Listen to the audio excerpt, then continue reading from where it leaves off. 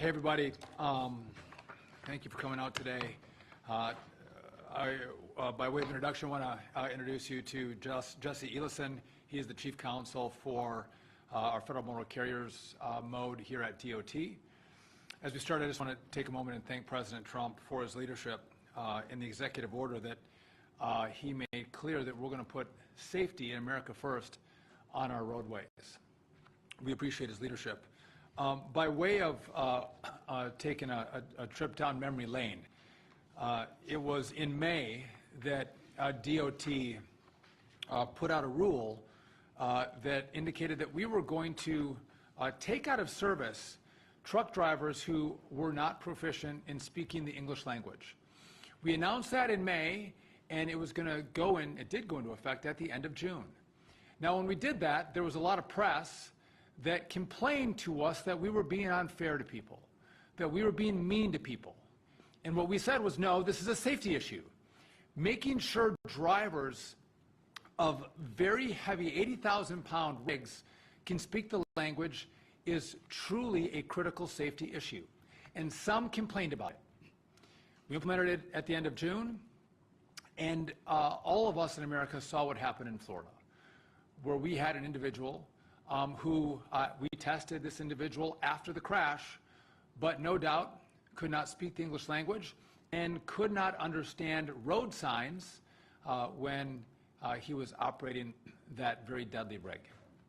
And so we at DOT and Federal Motor Carriers, we are not going to tolerate states that don't comply with the rules that come from this department.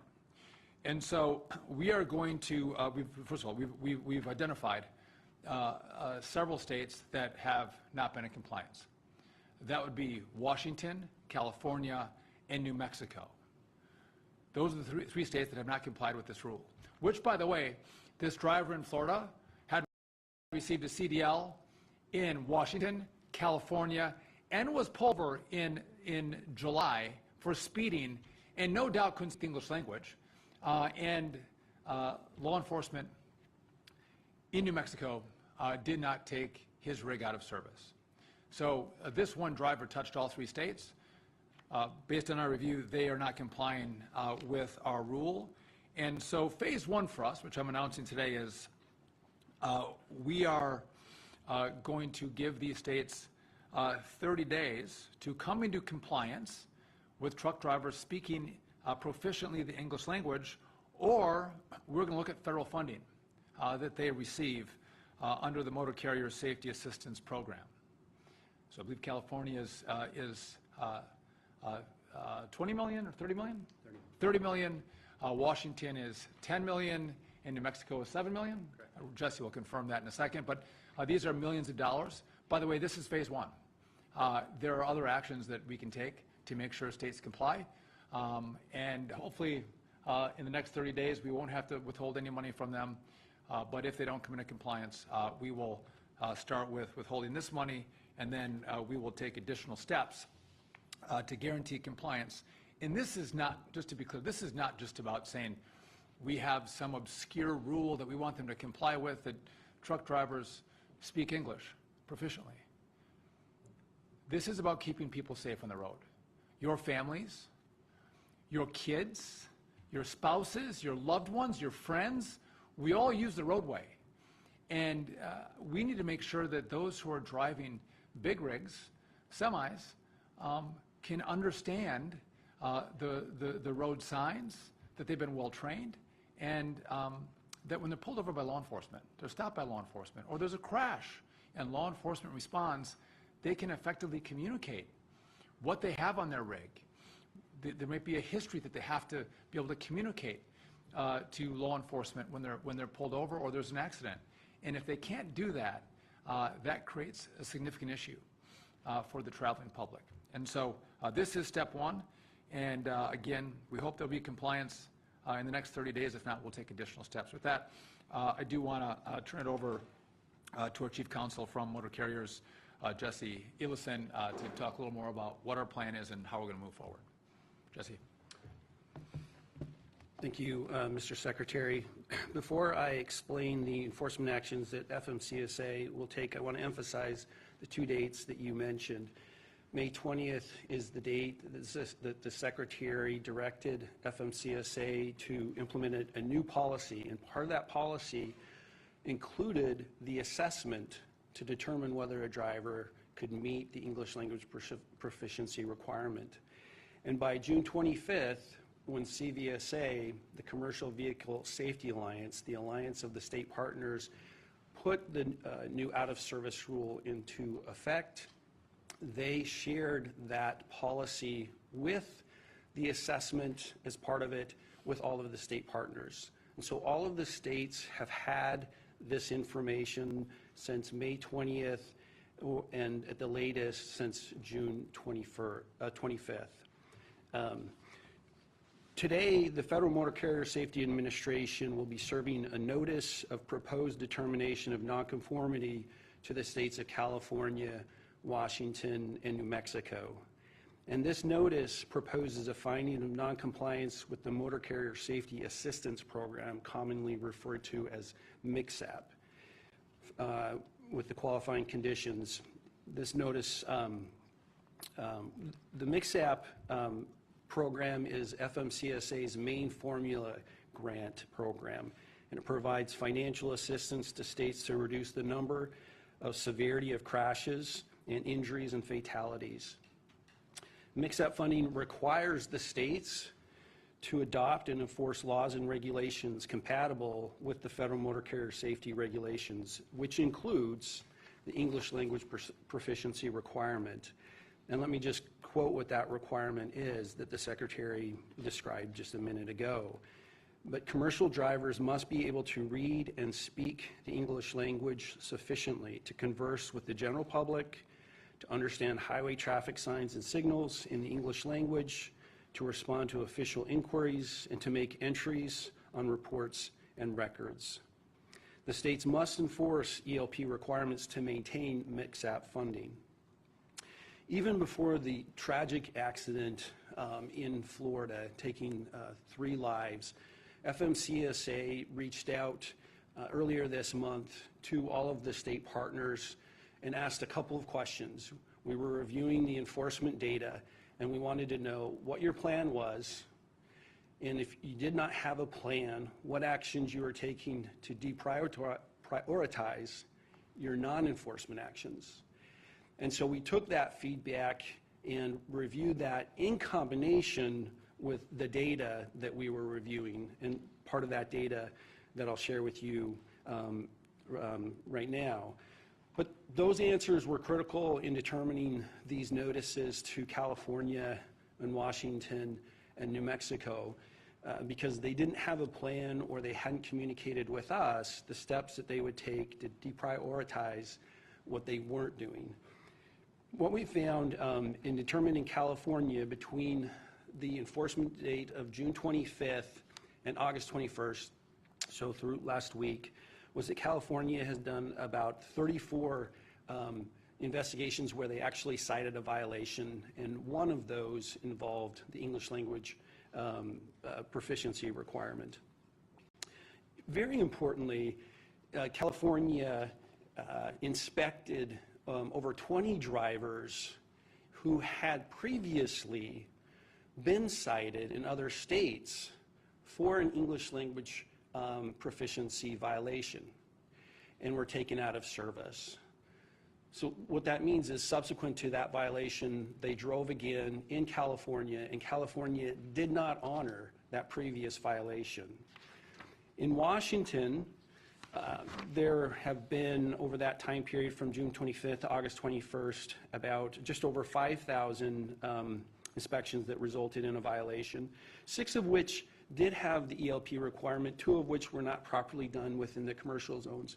But like California, Washington had at least 4 drivers come into their state who had previously been cited for an ELP requirement violation and put out of service. And they did not respect and honor that previous violation. In New Mexico, over that same time period from June 25th to August 21st, New Mexico has provided 0 violations out of over about 5,000 inspections. And like Washington and California, drivers came into New Mexico, about at least 7 drivers who had previously been cited and put out of service for the English language proficiency requirement, and yet New Mexico, just like Washington and California, did not honor that previous violation and returned them out of service. Just to underscore this point, if an out-of-service violation could be various citations, it could be breaks. No state officer is going to look at a previous citation of a brake violation in a state a month before they're doing their inspection and then just not inspect the brakes and just let that driver go on their way. And yet, all 3 of these states are doing that. And they're allowing people to be on the road that were taken off the road.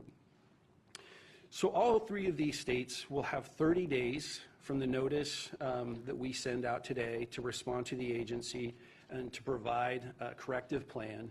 And after that 30 days, FMCSA will make a final determination of nonconformity and impose the appropriate sanctions that can be up to withholding all of the MCSAP funding. And as the Secretary said, that's just over, I think, $33 million in California, $10.5 million in Washington, and I think $7 million in New Mexico. We anticipate all of the states coming in compliance. We do not want to penalize the states. We want the states to comply and to enforce the English language proficiency requirement, which is directly related not only to the safety of the citizens of their states, but the citizens of all of the states around all of the United States with drivers driving into those states. And that covers the notices. Wonderful.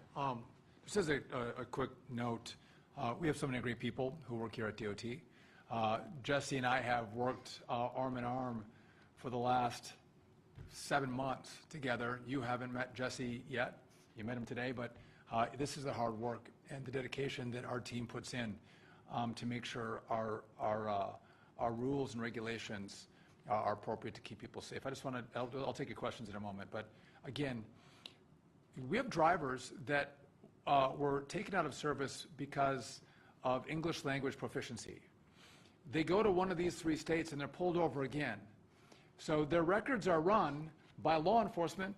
Of course, that's what law enforcement does. And so law enforcement in those states sees this is a flashing light. Listen, this person, this driver was taken out of service in a different state because they couldn't speak English. And what do? Nothing. They turn them loose, put them back on the road. We've also asked for plans from these 3 states to which they have not provided them, which has indicated to us that there has not been a willingness to comply with this rule. And so this is phase 1. We do want compliance. We don't want to take away money from states. But we will take money away and we'll take additional steps that get progressively more difficult for these states. There's a lot of great tools that we have here that we don't want to use. We just want to keep drivers safe, not in just red states. Americans drive in all states.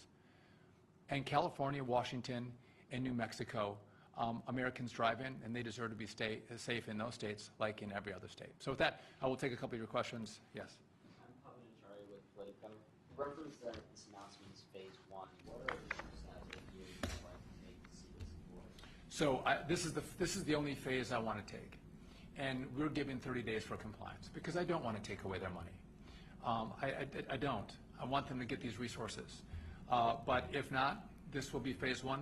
I'm not going to lay out all of the phases that we have, tools that we have to garner compliance, but we have wonderful tools that will make it very challenging for states to do business if they don't comply. I have a follow-up. So 19 states in the District of Columbia currently don't consider immigration status when issuing commercial driver's licenses. Is DOT looking into ways to make those states consider immigration status when issuing commercial driver's licenses? And So again, Jesse might have a different answer, or will supplement mine. We need congressional assistance on this, but of course I do think we should be a U.S. citizen or be legally in this country if you're going to drive. We have a number of other issues that we deal with our partners to the north and to the south that we are trying to unpack and make sure our laws are complied with. As I've found out now very quickly from Jesse, this gets very complicated very quickly. But we are putting every asset in place to make sure that we get compliance and get anyone who drives in America to follow the law. Jesse, do you have a? I would just add that the rules are very clear on what's required of issuing a CDL and a non-domiciled CDL.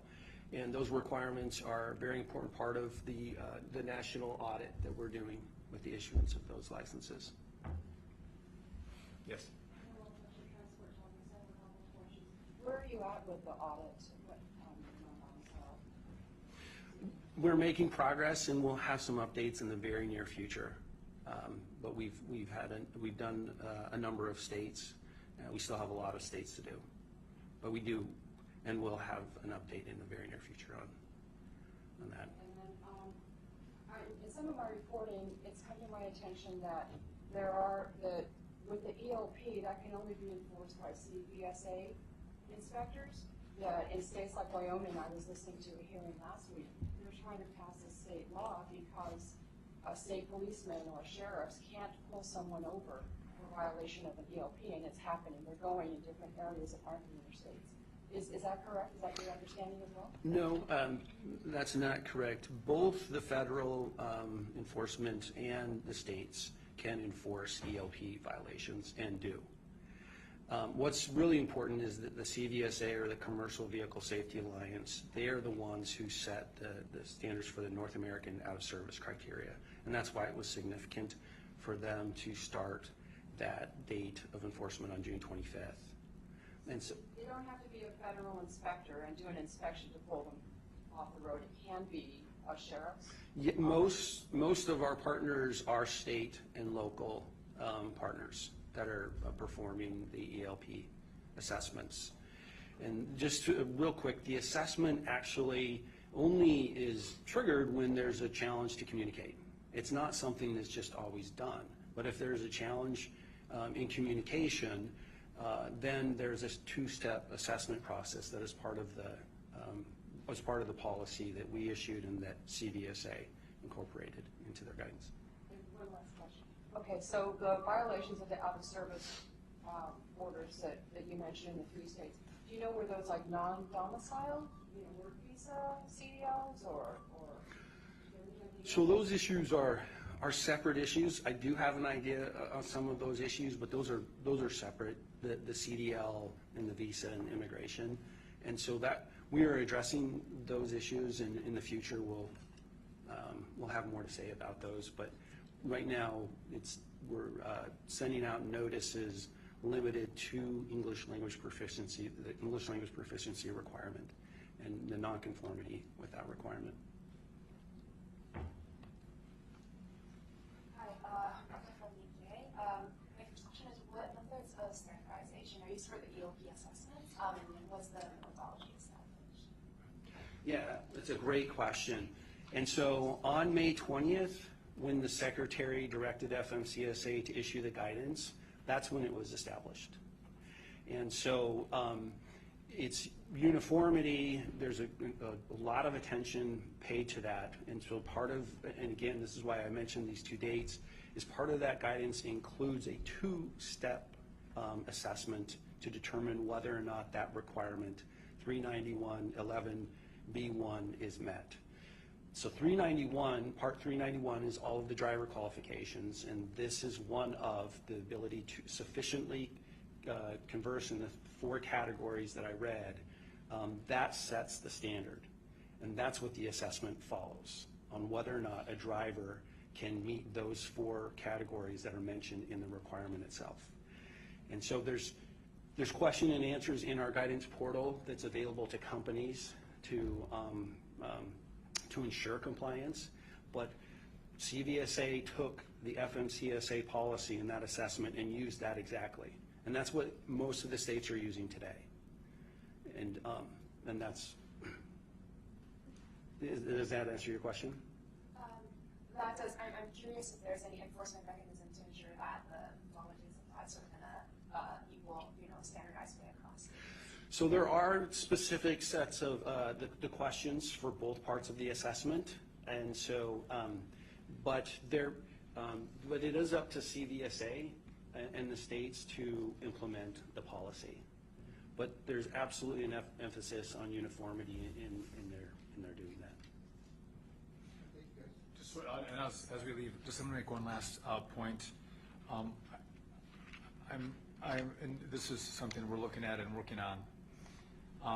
When someone, an individual, comes in to take their test to become a commercial driver, and they do a skills test.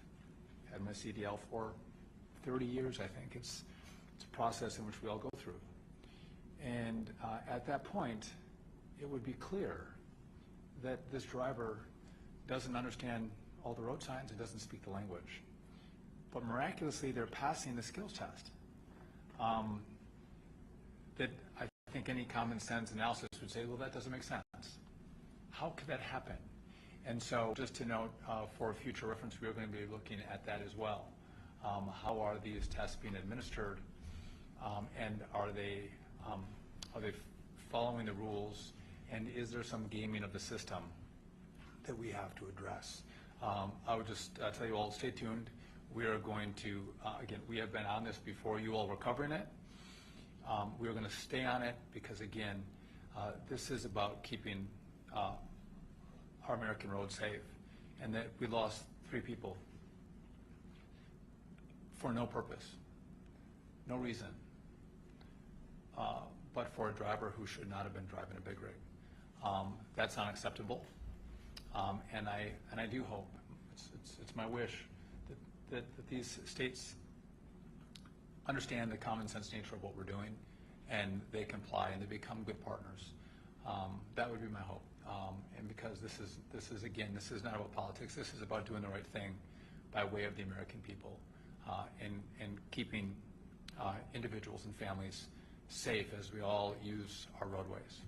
So with that, thank you all for coming out. Stay tuned for more developments as we continue to push these common sense policies, not just at federal motor carriers, but also across all our modes here at DOT. Thank you.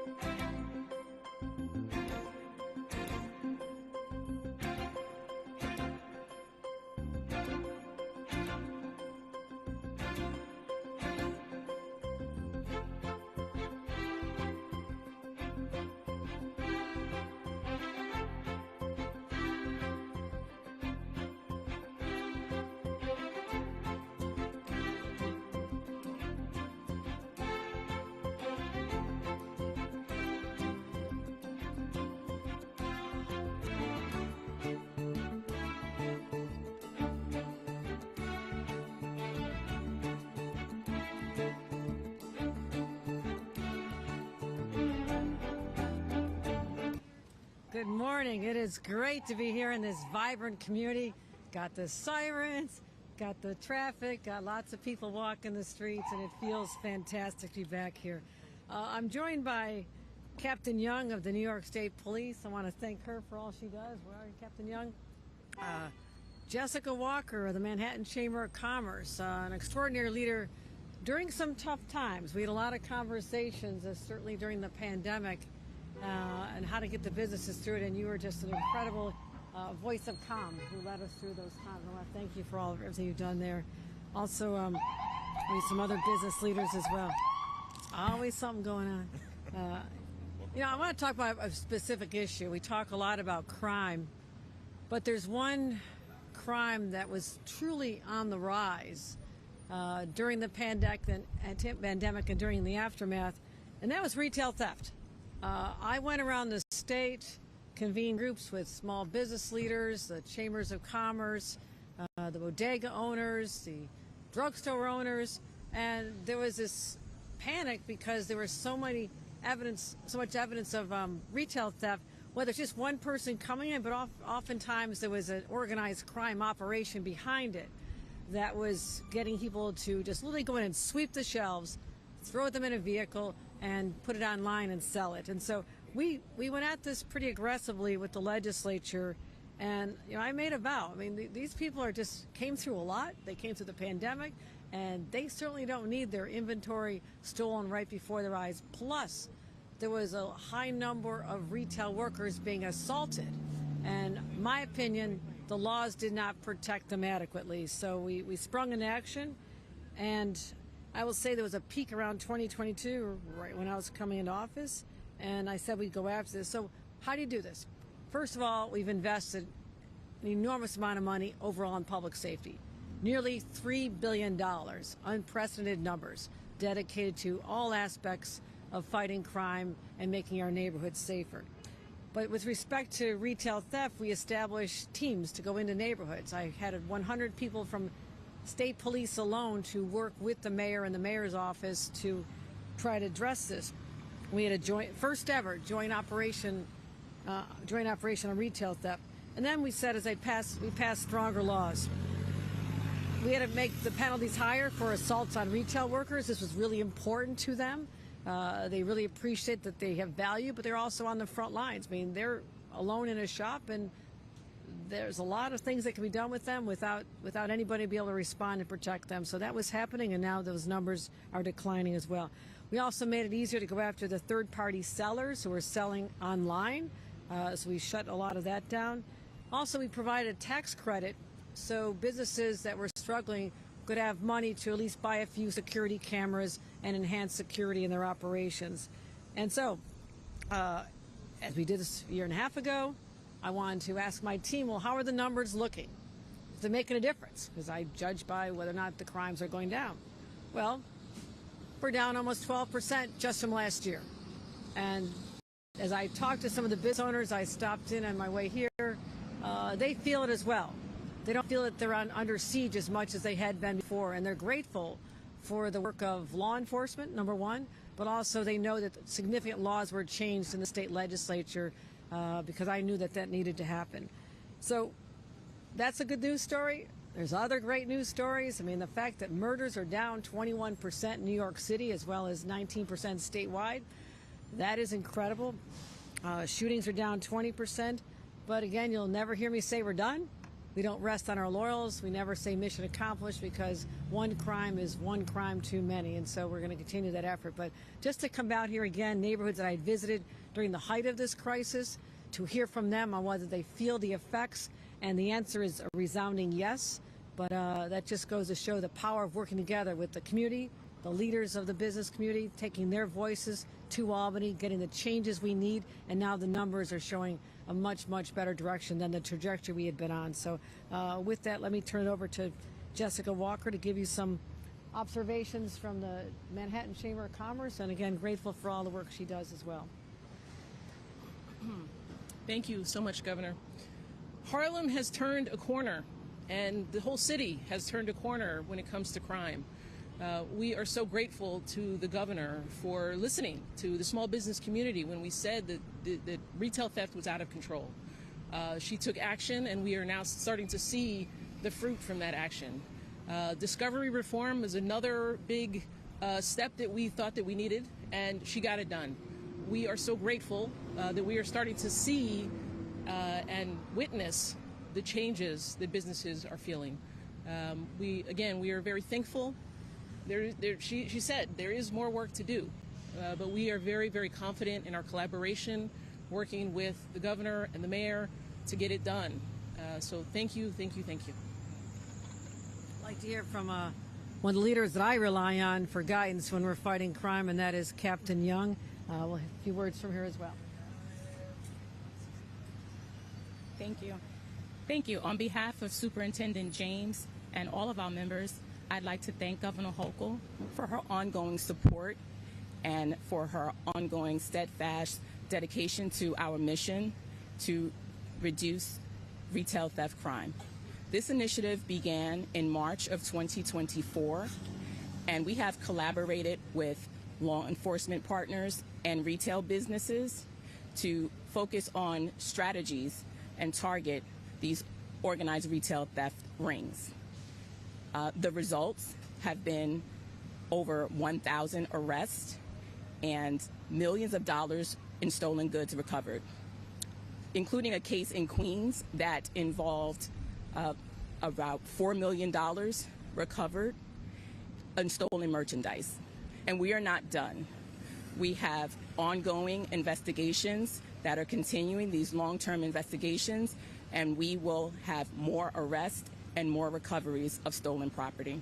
Thank you again, Governor Hochul, for all your support for the New York State Police in this endeavor. Thank you. So it's working. Any questions?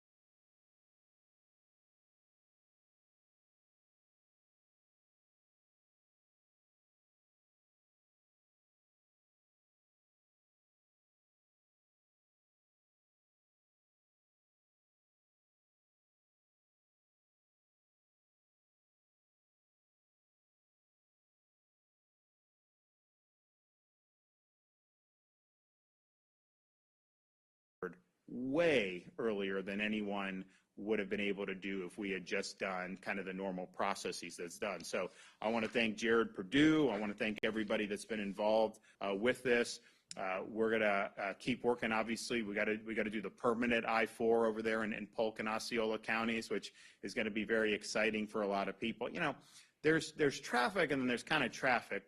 I think rush hour traffic kind of is what it is, and you work to be able to mitigate that. But you've got some spots like in Champions Gate, like in Polk on I-4, where you could be driving like any time, and all of a sudden you could just be in standstill. That has been really alleviated well with what we've done on these temporary lanes, but that has always been a problem spot. So that is, I mean, we're really excited to be able to, what we've done, I know people have appreciated it, but then what we're going to be able to deliver going forward is going to be really, really amazing for people. And then this stuff in the Tampa Bay region, this is important. I mean, this is quality of life.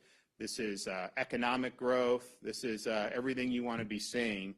And I'm happy that we had the foresight. I'm happy the legislature saw the need to do this, to get that money in place, and to get moving with it. So, Jared, you want to come up and talk a little bit about these projects?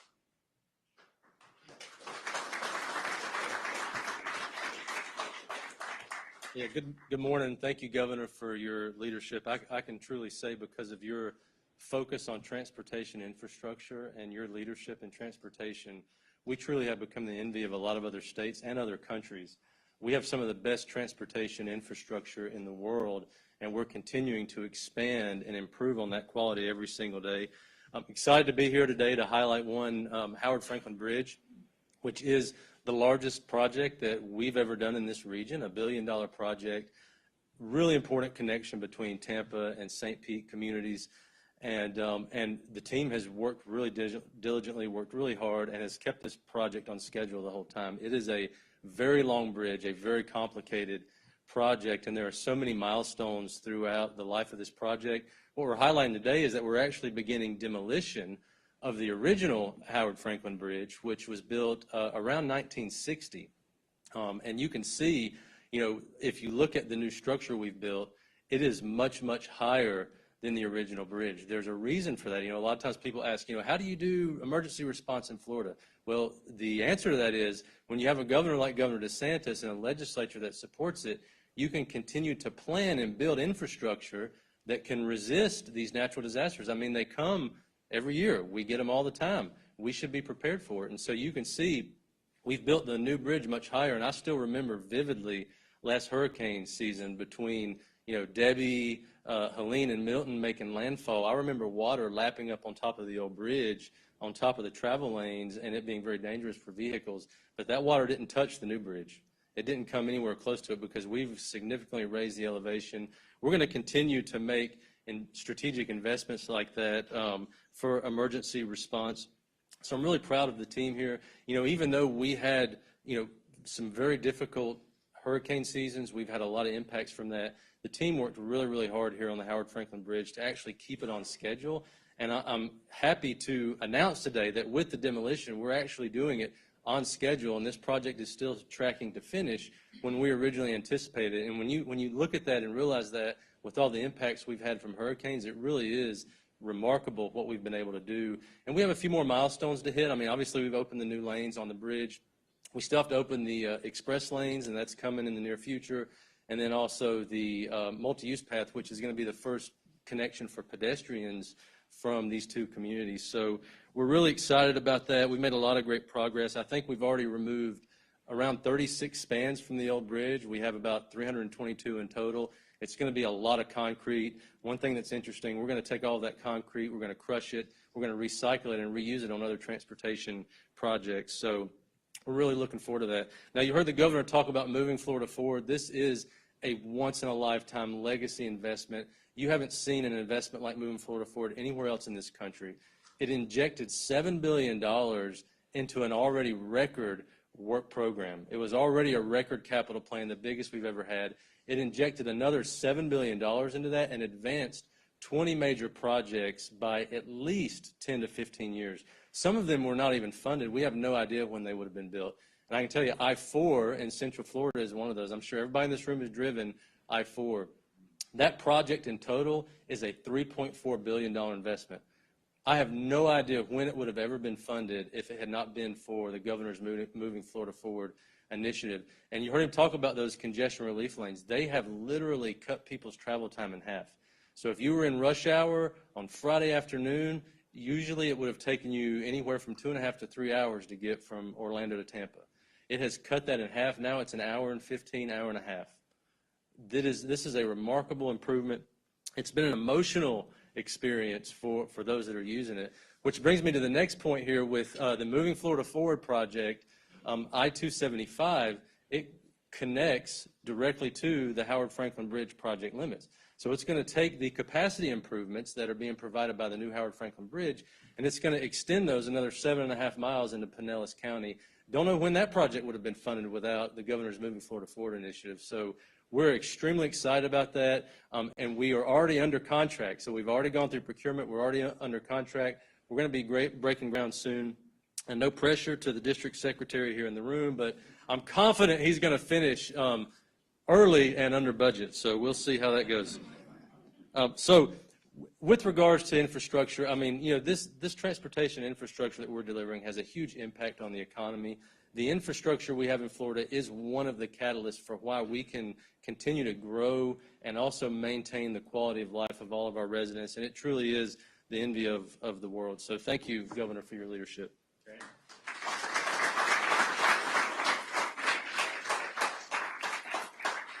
So I want to thank Jared, and yeah, this is big. It's significant. It does impact people's lives. I mean, there are certain things you sign a law to, and like it does matter, and some matter more than others. But when you start talking about things like this, and it affects people in their daily lives in a positive way, you know, that's really what this is all about, and that's what we're doing. I also just want to point out, so there's you know, you hear static out there about, oh, the Florida Department of Transportation is removing, you know, this from the roads, the people painted and all this other stuff. The Florida legislature passed the law that was very clear that I signed into law. We're not doing the commandeering of the roads to put up messaging. And so FDOT has, when it's on a state road, has removed. They put out guidance earlier this summer to make it clear to everybody what the expectations are. Local governments are required to mimic the state standard, and I know some of them think that they don't have to follow that, but this is all very clear in law. And interestingly, it doesn't usually get as much reported. Most of this stuff is, I mean, they had to remove a back the blue. They had to remove some of these other things. And so it spans different things, but we've made the policy decision in Florida, you know, we're not going to use the roads for that purpose. The roads are there for either pedestrians to cross or cars to go, and that's what it's going to be. And so Jared and his team are just ensuring that the law is upheld.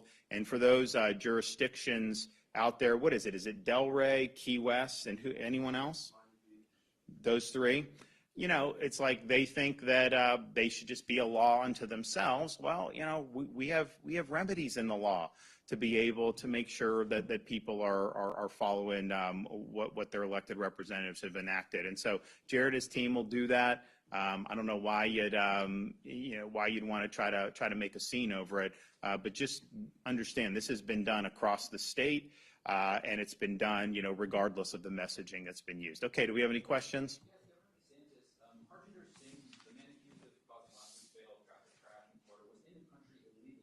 Why didn't Florida law enforcement check his immigration status at the scene of the accident? Why was he allowed to go back to California? Well, a couple things. I think one is the witnesses were dead. So you had 3 witnesses that were dead, killed in the crash. You have Singh and then his passenger, neither of whom spoke English. So you have a crash scene. It wasn't obvious to the troopers at the time that there was a criminal offense that had been committed.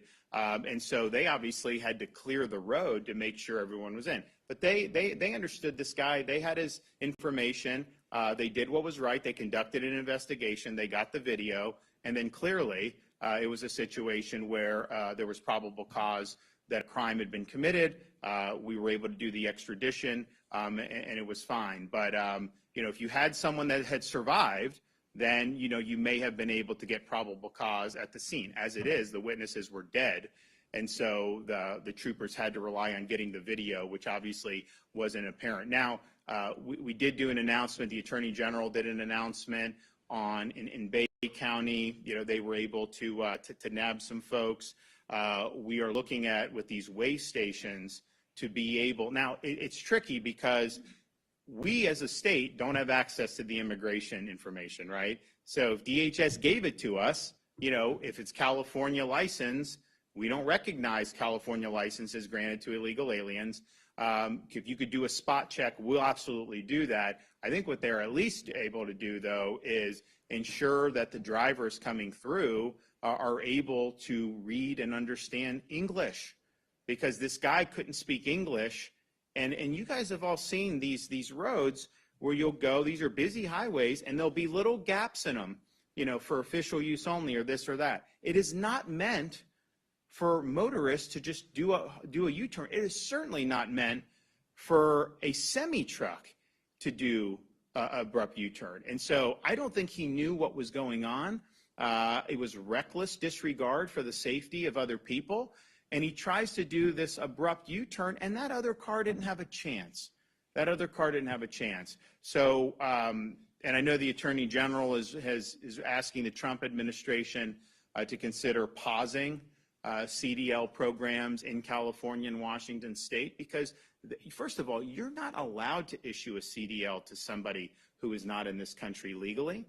You're not allowed to issue a CDL to somebody who is not capable of understanding traffic signs and have an ability to communicate, and yet they seem to do that without much pushback. That creates dangers for other people. Obviously, I blame, California's a sanctuary state. Their problems spill over to the rest of the country, as we're seeing. This guy came illegally, and he went to California, and he went to sanctuary jurisdictions. So that's just what happens. So yes, that's a huge problem. The company is at fault here too, because if you're running a company like this, you should know whether your drivers are capable of handling a vehicle of that magnitude. That is, if somebody's not able to do it, you're putting a lot of people's lives in jeopardy.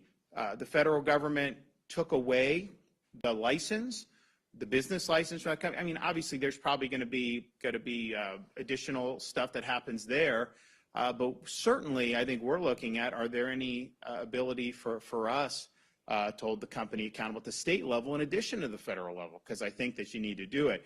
But this driver, he made the decision to get behind the wheel of that thing, knowing that he was not able to fully understand his surroundings and fully understand what was on the road. And that created a massive hazard, and it resulted in the death of 3 people. I was asked the other day, like, oh, there's a bunch of people like in foreign countries that are signing a thing to say basically, go lenient on him, like he didn't intend, to kill these folks. Well, I was like, well, he intended to get behind the wheel knowing that he didn't have the full capacity to be able to handle that vehicle. He was driving it around knowing that he was not well situated to do that. He attempted a very reckless U-turn with a massive truck, knowing how very dangerous that is. So the notion that somehow this guy wasn't really at fault, that he was they almost portraying him as like a victim of what happened here. I don't buy that. This guy knew what he was doing. And did he intend to do a clean U-turn and not run into anybody or have anyone run into him? Yeah, that was probably the intent, but the reality is it was a reckless disregard for the safety of others to do what he did. And it's it's an avoidable tragedy, is what it is.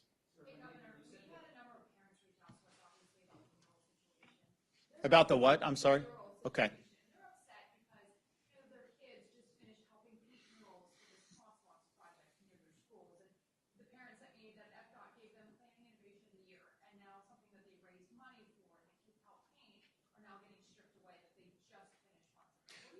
Do you want to talk about that specific issue? Yeah, go ahead. Yes, thank you. So basically, anything that was previously permitted or installed or awarded, anything you can bring up from the past essentially is irrelevant now because we have a new law.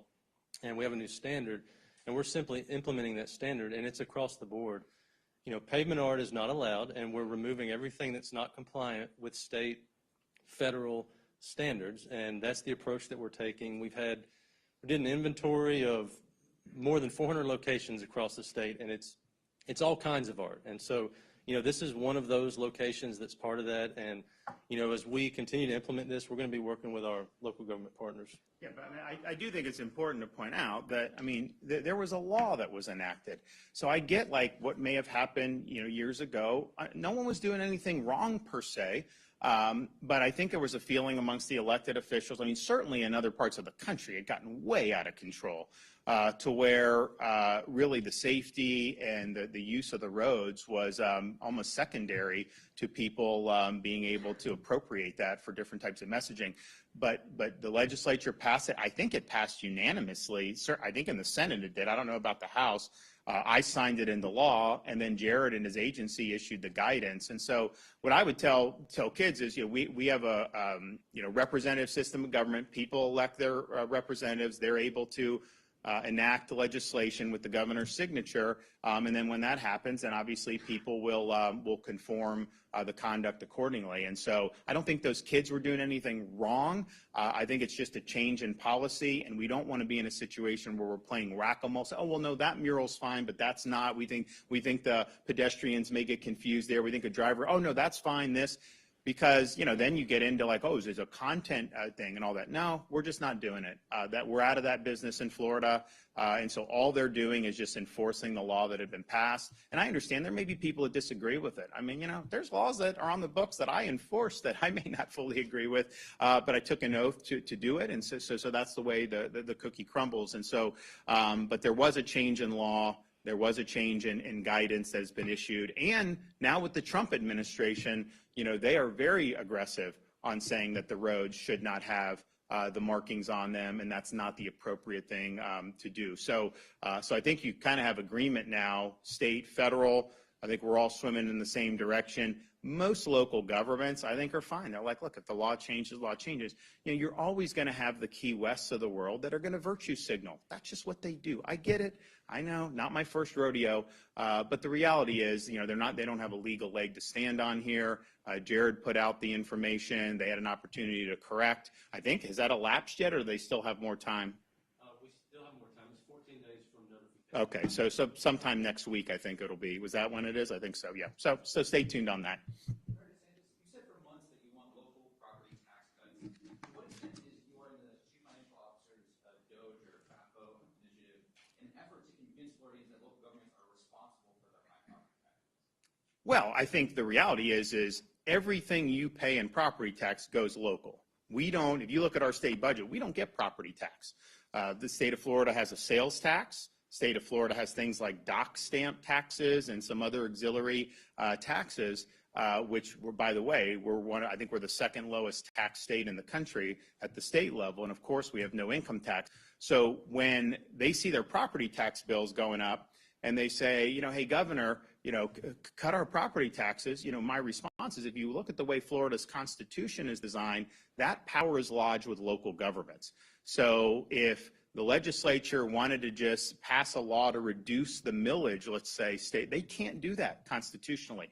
So that's why what we're working on is a proposal to go on the ballot in 2026, where Floridians will be able to vote something that will do the property tax, but you have to do it through the Constitution. But yes, if you look at what's happened, there's been a major boom in Florida real estate. And honestly, home prices have gone up everywhere. They've gone up probably more here because we've had more demand, more population.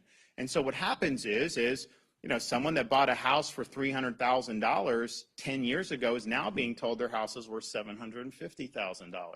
Well, you know, that's an unrealized gain. You haven't sold your house for that much, but somehow your property tax bill is going up. When Floridians have to sell a home, like maybe, you know, you have a smaller home, now you have kids, you need a bigger, you then go into a higher tax basis. So even if you do the homestead, you're in a situation, if you bought a house over the last couple years, you're paying more for property taxes than you would have just a few years, and by a significant amount. If you look at the budgets of these local governments, and the CFO, Blaise Ngoli, has done a really good job of going on site. They're doing a lot of stuff, and honestly, not everyone's been cooperative, and we'll have more to say on that shortly, and showing, okay, wait a minute, Broward County, even though Florida's had a lot of population growth, Broward, since 2020, has not had any net population growth, and yet their budget's gone up like 60%. And so you ask yourself, well, what is that, and why is it going up? Because people buy homes, it's a gusher of revenue that's going into the coffers. And so rather than returning that money to the taxpayers, they've basically been spending it. So what I think taxpayers want is, okay, local government, we want education, 100%. We want law enforcement and fire and other first responders, some of the water infrastructure, 100%. But we don't need some of the stuff that's been spent money on, and that's the purpose of these audits and these overviews, to be able to show taxpayers, that yes, it can be done. My position, and we're working on the concrete proposal, is twofold. One, if you're a Florida resident and you have a primary residence here, your homesteaded property, I think you should be able to own that free and clear of the government. I don't think that the government should be able to just tax you infinitum. And yes, it hurts senior citizens who are on fixed income, but it also hurts young families to try to get ahead by constantly getting hit up. And we're in a unique situation where that's a minority of the property tax revenue that goes to local governments. Probably about a third is homestead. The rest is either non-homestead or commercial. And so if you just return budgets to where they were 4 or 5 years ago, I think that would probably be enough as it is.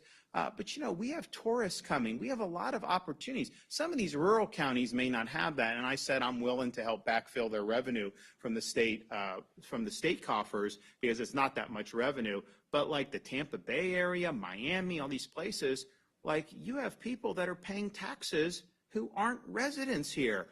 Literally, you can shift the tax burden to people that can't. I mean, local government can shift more to people that can't even vote them out of office. Like that's what you want. You don't want the people that vote to not have to pay, and then the people that are just visiting or snowbirds to be able to do it. So I think it's definitely doable. I also think, though, if you are going to have for investment properties or snowbirds or commercial properties or whatever taxing is being done there. Now, I think that revenue should only be able to use for things like education, police, fire, and some of the water things. I don't think that they should be able, even a snowbird, to tax that and use it on some of these extraneous stuff. So let's say we want to do everything everyone agrees on, we'll do that. But rather than grow budget in other areas, I would rather that be for the property tax, for you guys not to do the property tax on the homesteaded properties. And I'll tell you, we're the only state that can probably pull this off, given the structure of our economy, you remember, and part of this is political, President Trump comes in and kind of the media is like, oh, no one wants to come to America. Like literally, I was being given reports saying no one's coming anymore and foreign tourism is tanked. And maybe that was true in other parts. Maybe there has been a drop. I can tell you in Florida, we just had in the most recent quarter, we had the best quarter ever that we've had for the second quarter of any year. We had massive numbers of Canadians coming in. Remember they said the Canadians aren't coming in? No, they're coming in. As a kid that grew up in Dunedin, I just remember in February and March, I'd see more Ontario license plates than I would see Florida plates, because they're all there to watch the Blue Jays in spring training. So we have this. We have people that are doing, and then you also have another issue that is kind of under the surface that I think a lot of voters are concerned about, because we've never had a situation where home prices are more out of whack from median household income. So if you look at the median household income in the United States is probably something, between $75,000 and $85,000. The median home price over $400,000. So to be able to afford the median home in the United States right now, you would need to be making like $130,000. So that's not sustainable. Something's going to give on that. And I think people see, hey, it's expensive, it's hard, especially for young people who are just starting out. I mean, I remember when Casey and I got married, we got married when the market had tanked, the real estate market. So we got married in 2009. We bought a home, And honestly, that was the bottom of the market. And so we were able, I was a lieutenant in the Navy. It wasn't like I was living high on the hog. She was successful doing what she was doing with TV. But, we were able to do that. If we were starting out today, me being in the Navy and her doing what she was doing, I don't think we would have been able to afford even a modest, this was an 1,800 square foot house, 3 bedroom, 2 bath, 3 bedroom, 3 bath, like whatever. It was a nice, but I mean, it was not like extravagant. There's no way we'd be able to afford that. And so I think people look and they say, okay, what is driving this? Well, part of it is just the COVID fiscal policies, and the Fed printing money has inflated things, which makes it difficult for a lot of people. But then a lot of people say, well, wait a minute. Is BlackRock going in and buying these neighborhoods? And so they can afford to buy the homes, and then they just rent it out to people. And so are we going to become like a nation of renters? And I saw a very troubling statistic the other day. There are more would-be home buyers that are over the age of 70 in the United States than under the age of 30.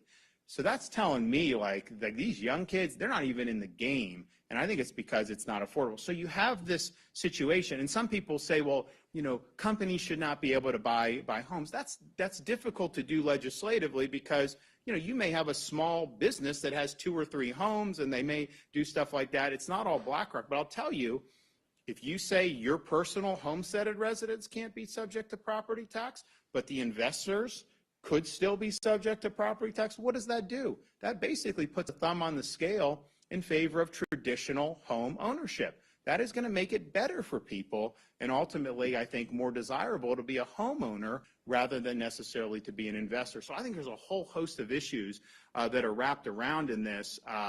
But the one thing we control, we don't control the price of your home. We don't control the insurance market. These are things that have market forces.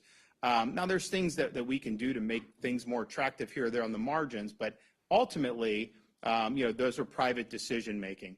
Taxes is purely government. The market can do what they want. We the people of the state, control through our Constitution how your property can or cannot be taxed. And so we have an opportunity to present that on the ballot in November of 2026. I've talked to a lot of these legislators. I mean, they're really excited about being able to do it. I know, we didn't have necessary support, in the leadership, certainly from the House, on what we were trying to do. Because I just said, listen, we'll do the ballot in 26, but in 25, we should do a $1,000 rebate for homestead Floridians. And we could have done it, and they didn't want to do it. Now, I think the constituents are asking, hey, we want property tax relief. So I think the rank and file in both the House and Senate are really excited about being able to lean in on this. But that's the one thing we can control. So we can't manipulate the housing prices. That is obviously, that goes up and down. And when so not only do you have a gap between median income and home prices, I think you probably have to go back right before 2008. You have way more sellers than buyers right now. So if you go back 3 years ago, certainly in Florida in the COVID rush, there were way more buyers than sellers. I mean, literally, I'd be talking to people, someone would just knock on their door and say, hey, I want to buy your house. Here's cash. Do it. Because people were fleeing California. Because, California, like a middle-class home, just costs a lot more than it does in Florida. So they could cash out of their home there, have a bigger house here, and still pocket money. So they're just cutting people checks, saying, we'll take it. So that was that. Now, there's a lot more stuff that's on the market. And I think what's holding up sales is the interest rates. That people, if they're in an existing home with a lower rate, they don't want to get out of that and then have to do a home that they're going to be paying a lot more in a monthly payment because of the increased interest costs. When those interest rates go down, I think you're going to start to see more sales occur. But I think a lot of people, and I'm kind of lean this way, I don't think sellers are going to be happy with what they're offered. I think more people will be in the market, but I think they're going to offer a lot less than what they were willing to offer, 2 years ago. And I think you're going to probably see some correction in the overall prices of homes when interest rates go down. Now, new construction, you have the costs, the inflation that we've seen over many years, that contributes to it too, obviously. I mean, whatever cost of build a house today versus 5 years ago, it didn't like just like 5 or 6% more. I mean, it's a lot more. All this stuff, replacing damage to your home is a lot more expensive than it was. So these are a bunch of different factors. I do think that what we have now is not sustainable for housing market. I think push is going to come to shove eventually. But what can we do to make it easier for Floridians? The thing we can control, we the people, obviously the elected officials voting to put this on the ballot, and then we the people being able to cast a vote in November 26th, that's the one thing, the taxes we can control. And I'm here to tell you, and I think the DOGE efforts and the audits that Blaise and Golia are leading are part of this. And it's interesting, we've got some people in Hillsborough who've welcomed this. We have others who haven't. We've got some in other parts of the state that have welcomed this, and then we have others who have fought it. So, you can kind of see, but I don't think anybody can justify the increases that we've seen in many of these local government budgets over the last 4 or 5 years. And so the question is that, as a taxpayer, what you want to see?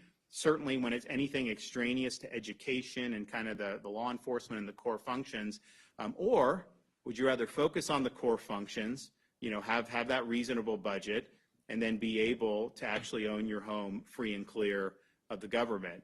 Because I do think these property taxes have pinched a lot of people, and I think we got to do something about it. So all I will say to that is stay tuned. We're going to be, I'm already working with folks. We're crunching numbers. We're doing all these different things, but you are going to have an opportunity to get this done in November of 2026, and I will be on the front lines trying to deliver that for you. Thank you.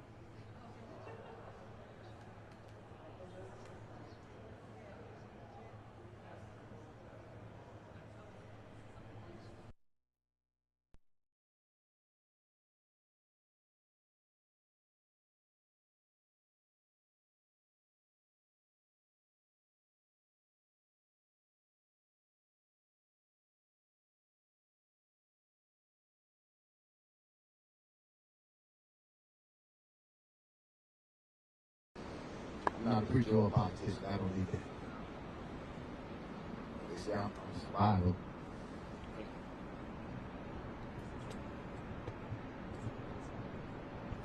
I don't use the word victim. Survivor. I survived gun violence. I have a bullet in my head, sitting here right now. Sits right here. That tragedy changed my trajectory. So some people may think that's the worst thing that happened to me, but it was the best thing that happened to me. That made me help other people. The answer is no. We don't need troops on our grounds. This is not a war zone. I'm looking around right now. I don't see a war zone. I go in my neighborhood. I go to the same places where I get shot. It's not a war zone. I know it's not, or else I would go back to it. We seem to be confronted with the 3 evils that Dr. King spoke about. Those 3 evils are poverty, racism, and militarism. Share with you what, if you don't know, the threat of militarism.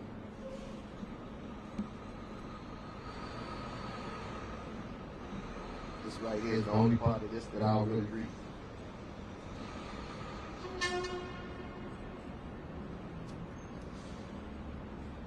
This militarism refers to excessive power, influence of the military-industrial complex, and the constant threat of war, which diverts resources and the attention from social programs.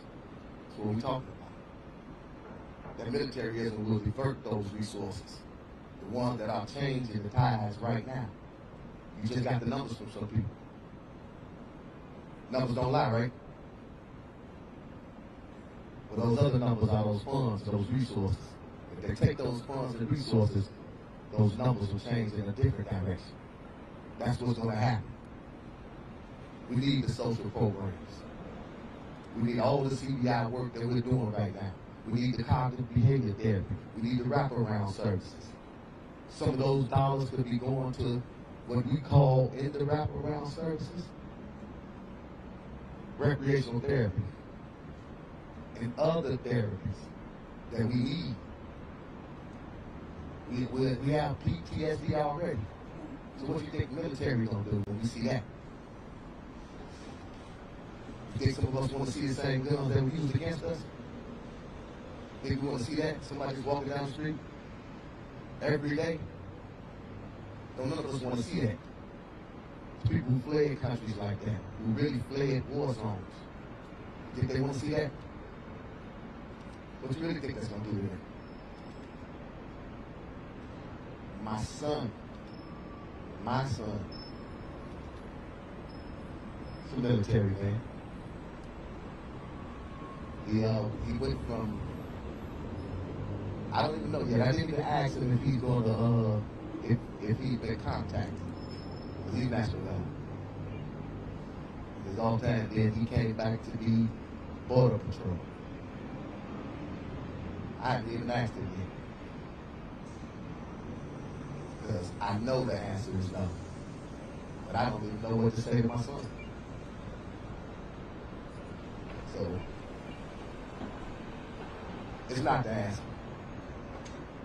I've seen change in people. I see it every day.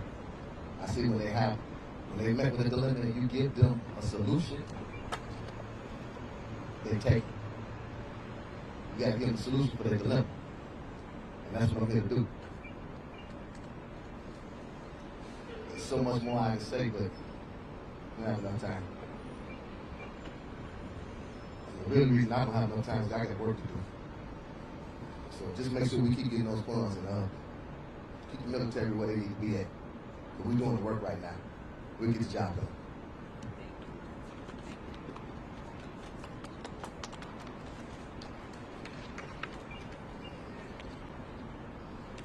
Good morning.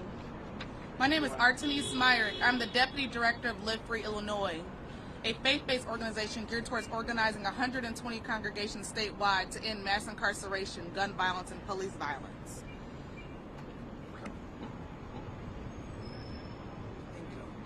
We're deeply enraged that this presidential administration is choosing to send the wrong message at the time when our communities are already suffering. Instead of listening to what the people need, they're choosing to escalate harm. We do not need dictators telling us what to do with our communities. Let me be clear. Our communities are not asking for military takeover. They're asking for investment. Investment in healing. Investment in community healing resource centers. Investments in office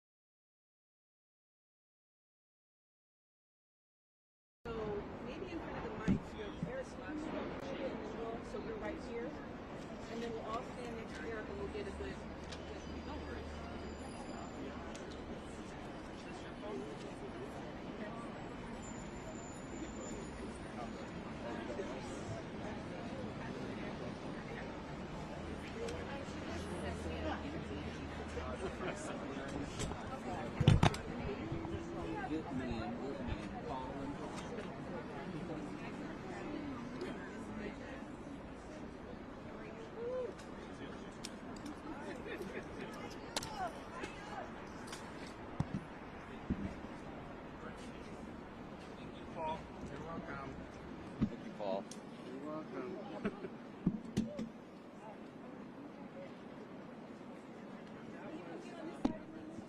Oh, I was just going for that.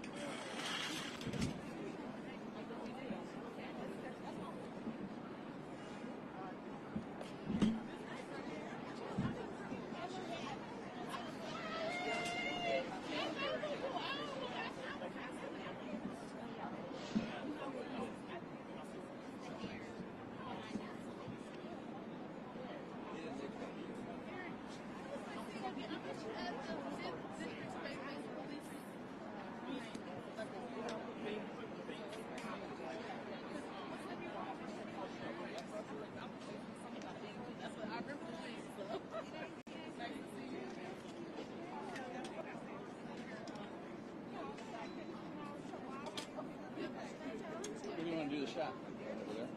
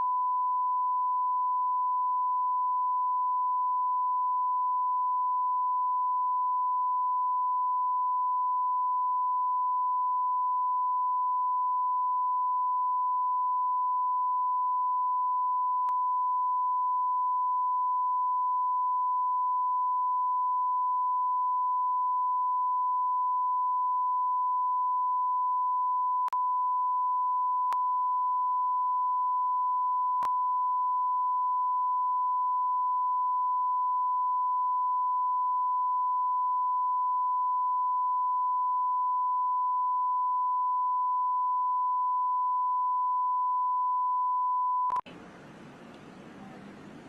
name is Yolanda and Rosa.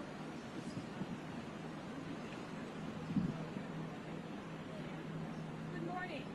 My name is Yolanda of Illinois, the state's largest coalition to protect and community organizations that are standing about safety. It is not about safety. It's about control. They would not have, on day one, shut down the White House while politicians are volleying, some of them,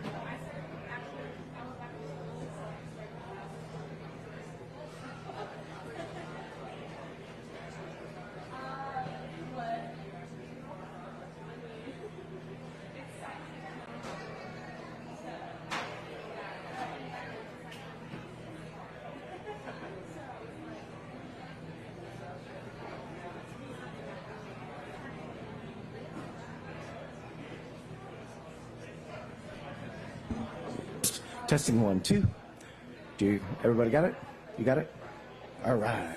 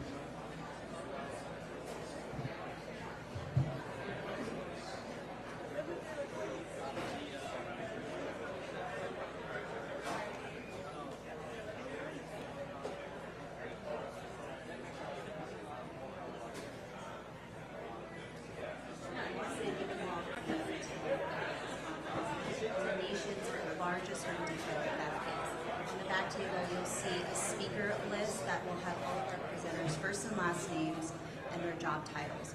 On that sheet, you also see a QR code that will direct you to some footage of the crimes committed.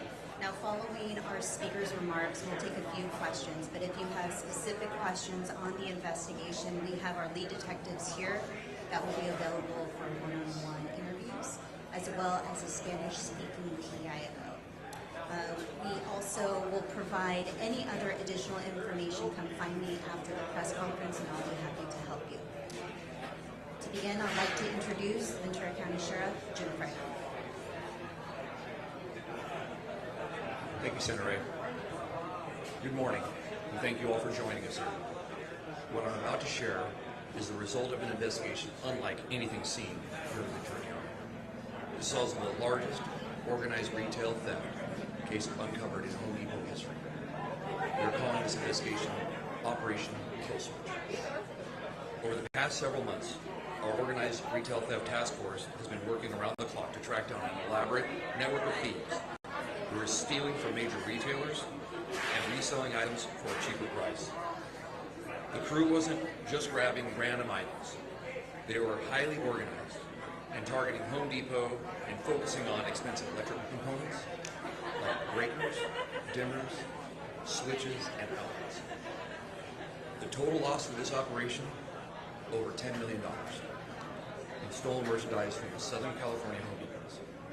These thefts have occurred over multiple years and multiple jurisdictions. Here's how it worked. At the center was a man named David Hall. He ran a storefront called Aria Wholesale in Tarzana. His crews of thieves, known as boosters, would steal merchandise from the Home Depot's stores, sometimes hitting every Home Depot in Ventura County in a single day. Then the boosters would deliver the stolen items in trash bags or Home Depot boxes to his business or to his home, where he'd pay them in cash.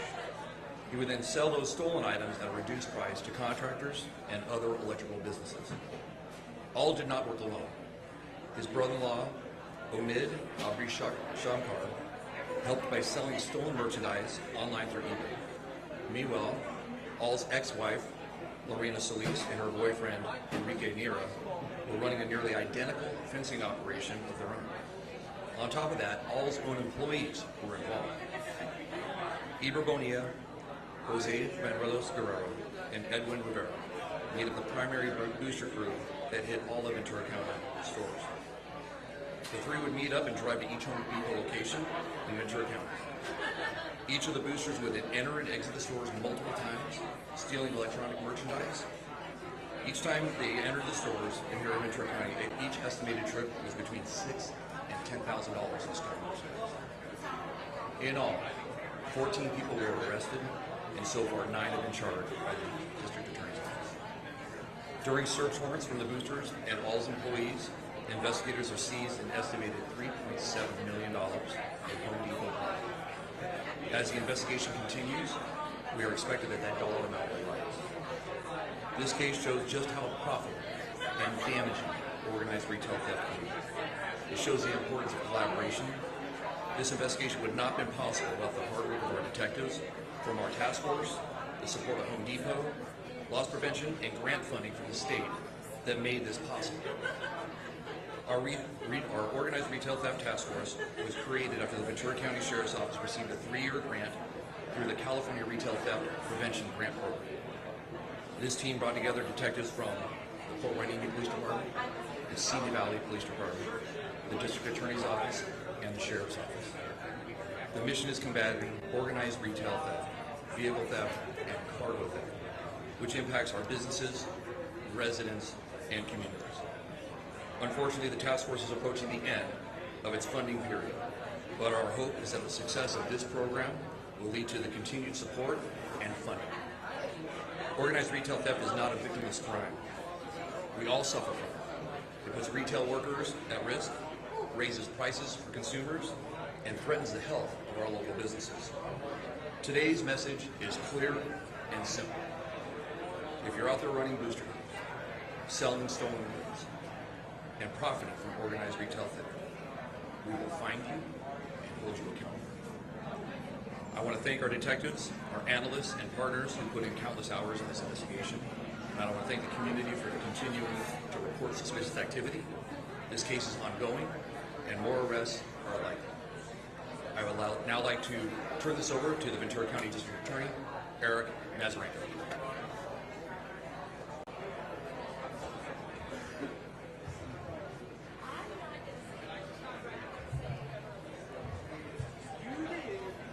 Good morning, and thank you, Sheriff Fryhoff. Today, we are announcing the filing of felony criminal charges against 9 defendants for their roles in a massive, multi-county organized retail theft operation that targeted Home Depots throughout the South. The charges include grand theft, conspiracy, receiving stolen property, organized retail theft, and money laundering. The defendants fall into 2 groups. First, the fences, those who allegedly received, stored, and then resold the stolen electrical equipment. At the center of this scheme is the alleged ringleader, David All, who faces 48 felony counts, including conspiracy, organized retail theft, grand theft, receiving stolen property, and money laundering.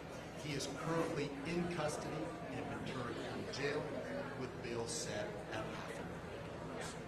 At his side was his brother, Omid Abashan.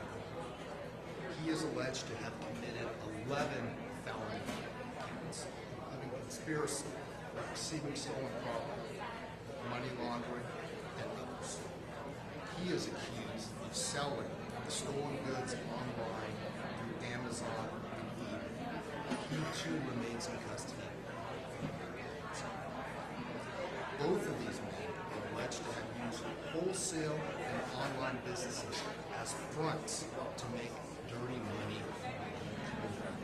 Our office has seized more than $800,000 of that dirty money. And also, Lorena Solis, Paul's ex-wife, and Enrique Mira, her boyfriend, each face 8 counts of conspiracy for their alleged reselling stolen merchandise to electrical supply businesses. They too are currently in jail. Supplying and supporting these kinds of operations were 2 organized theft organizations who nearly on a daily basis and oftentimes several times within allegedly went into stores as in-store thieves, lining their pockets with Home Depot dimmer switches, circuit breakers, and electrical cabinets. These burglary crews are alleged to have stolen from Home Depots in Ventura, Los Angeles, Orange, Riverside, and San Bernardino counties. They are linked to more than 600 separate thefts, 71 separate criminals. This resulted in millions of dollars lost to the nation. Those brief crews were as follows: Jose Benuelos Carrero, Edwin Rivera, and Iber Bonilla formed the main theft crew that allegedly stole between 6,000 and 10,000 of Home Depot merchandise. Between the 3 of them, they face dozens of felony counts of conspiracy, organized retail theft, receiving stolen property, as well as here's an example of how this crew worked using Home Depot video taken from the Oxnard and convenience stores in April of this year. The thefts began first thing in the morning when the store opened at 6 a.m. Alleged retail theft crew member Iber Bonilla Lopez, seen here, is filling his jacket pockets with breakers from the Home Depot.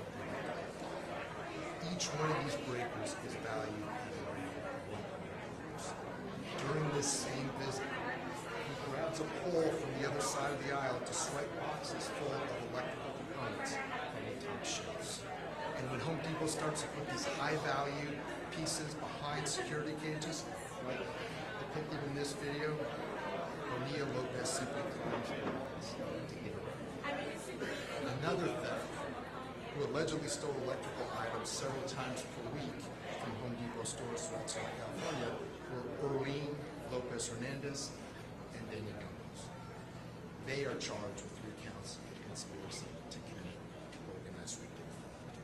All of the booster crews and theft rings remain in custody, with bail set at either $250,000 or $500,000. While the sentencing range for all of these individuals is wide and depends. Okay, good morning. My name is Mayor Dan Kleiss from City of Tuscola, and I'm extremely happy to be here. It's an exciting day for Tuscola and Douglas County and the state of Illinois. Glad to have the governor here and Mayor Wolf from Decatur here. Glad to have this opportunity to be in front of you and make this a very special day, an announcement for our community in the state of Illinois. Thank you. Mayor, okay.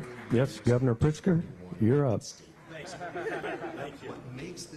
Appreciate you. That may be the shortest introduction I've ever had. That's terrific. Thank you very much, Mr. Mayor.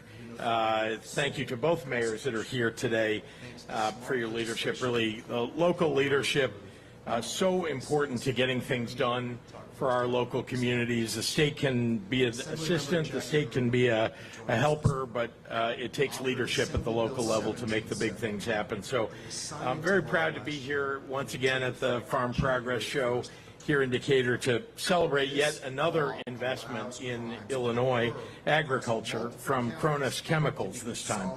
This is a major win for our farmers, for our people, the people of Tuscola, and of course our entire economy. A big thank you to the CEO of Cronus, Erzan Aztec, Melly Keeman, and the team at Cronus Chemicals for committing to invest here in Illinois. We are truly thrilled to have them as part of our Illinois business community, and we look forward to years of partnership and prosperity together. I want to acknowledge our local partners and economic development advocates. I mentioned Mayor Kleiss, but vital, once again, to have somebody who's been dedicated, nose to the grindstone, making sure that we land this deal, and I very much appreciate that. Of course, the Executive Director, Brian Moody of the Douglas County Economic Development Corporation. I want to just point out, as I mentioned, Brian, that I think for the first time in quite a long time, maybe since Governor Jim Thompson, the state economic development effort, working closely with the local economic development effort, has made a big difference in attracting companies. And I very much appreciate that for so many years it's been the regional, local economic development folks that have carried the water, and we're glad to finally be partnered as a state in making things happen. Mark Densler of the Illinois Manufacturers Association, thank you for your efforts and for your cheerleading and promotion of the state to the manufacturing industry and to help us land this deal. And Deputy Director of the Illinois Department of Commerce and Economic Opportunity, Ali Grady, who once again at the state level works day in, day out to make sure that these deals are successful for Illinois and create jobs for our state. Illinois has been a national leader in agricultural production for more than 2 centuries now, from our earliest settlers to the family and industrial farms that you get to see across the state today. It's the bedrock of our economy, and farmers are the backbone of our communities. It's a tradition that's been passed down by Illinois families for generations. And you're seeing that on full display in the crowds right here at the Farm Progress Show this year and every year. My job as governor has been to help build that storied history into a dynamic and prosperous future for us all. Illinois agriculture has all the foundational elements to significantly grow on the global stage, and we're working together to make our state an even more powerful player. That is why we have made historic investments over the last 7 years in the infrastructure of our rural communities, from roads and bridges to broadband, ensuring that our farmers can more easily get their goods to market and are connected to the 21st century economy across the state, the nation, and the world. We've advanced research and innovation efforts to build out our ag biomanufacturing infrastructure, opening up entirely new markets in the cutting-edge bioeconomy. And we're attracting major industry players to build and innovate right here in Illinois. Cronus Chemicals is a shining example of that vision in action with a new state-of-the-art production facility in Tuscola. They will be an anchor of the Illinois agricultural industry of today and tomorrow. The $2 billion production facility. Let me repeat that. The $2 billion production facility will bring in, to start with, 130 new full-time jobs to the area. It will spur further development and growth in the community that will extend out across not just agriculture, but the entire Illinois economy. Not only that, but having a fertilizer production facility so close to home will help us meet the rising demand and keep costs lower for farmers. Over the past several years, we've seen fertilizer prices skyrocket. This year, they reached one of the highest price points in over a decade, a result of challenging federal trade policies. With our farms already operating on tight margins, these unsustainable price increases are terribly detrimental to family farms in particular. Now Cronus Chemicals will help to stem the high tide of pricing by bringing an annual production capacity of 950,000 short tons of ammonia right in central Illinois. This is exactly why I worked so hard to build a competitive incentive package to secure this kind of investment, to bring good jobs and economic growth to our people, and to do so with responsible businesses that play a crucial role in our supply chain and the wider economy. That is why business tax credits matter for our state. That's why I have promoted them since I became in office. And I'm so proud that we've been able to attract great businesses like Cronus as a result of those incentives. At a time when the new administration in Washington has imposed tariff taxes and cuts to programs at the USDA, and they're taking their toll on farmers and on rural communities, this new Illinois investment is a critical boost to our most important industry. Cronus Chemicals will be a reliable partner to our farmers, to the Tuscola community, and to the entire Illinois economy. I look forward to working with them to see this project through, and I look forward to being there at the ribbon cutting. Melly Keeman of Cronus was unfortunately unable to join us here today, but has sent a terrific video over to mark this occasion. So please turn your attention to the screen for a special message. With impunity. Nobody had stopped that. The retail thefts go into these various Home Depots. They take these electronic components. They then give them to the fencers. The fencers then turn that into money. Because they're not stealing these electronic components to use them. They're stealing them to turn it into money.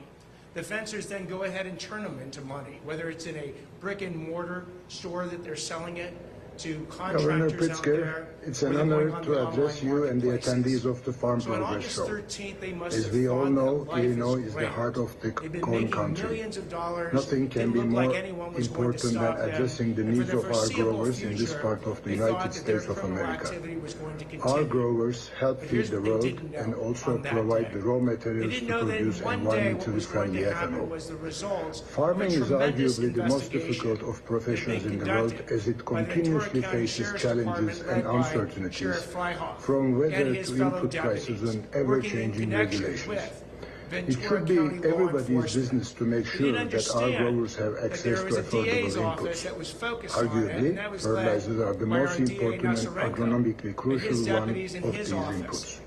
They The had been United working States for of months America to is track chronically down this short of organization, nitrogen fertilizers put in their every case form, together be piece it ammonia, by piece urea, by or piece. UAN solution. They truly did As not we all know, understand the most that Home economical Depot form and of all its nitrogen is ammonia. investigators had Even dedicated though the enormous recent amount of capacity time and additions effort decreased the to put all amount of that ammonia video needed to be surveillance imported, together, this to country again still needs identify to each and import every 2 one of million these tons of thefts ammonia every and year. identify what The was imports stolen and turn arrive in over New that Orleans, information and they had to law be moved enforcement up the corn and the country DA's office by barges as on they the were river putting or this sent via case together, pipelines. step Already, by step one of the by existing step. 2 pipelines have truly been didn't appreciate decommissioned, increasing the Assemblymember Irwin risk must of not have delivery been to the paying Corn attention. Belt.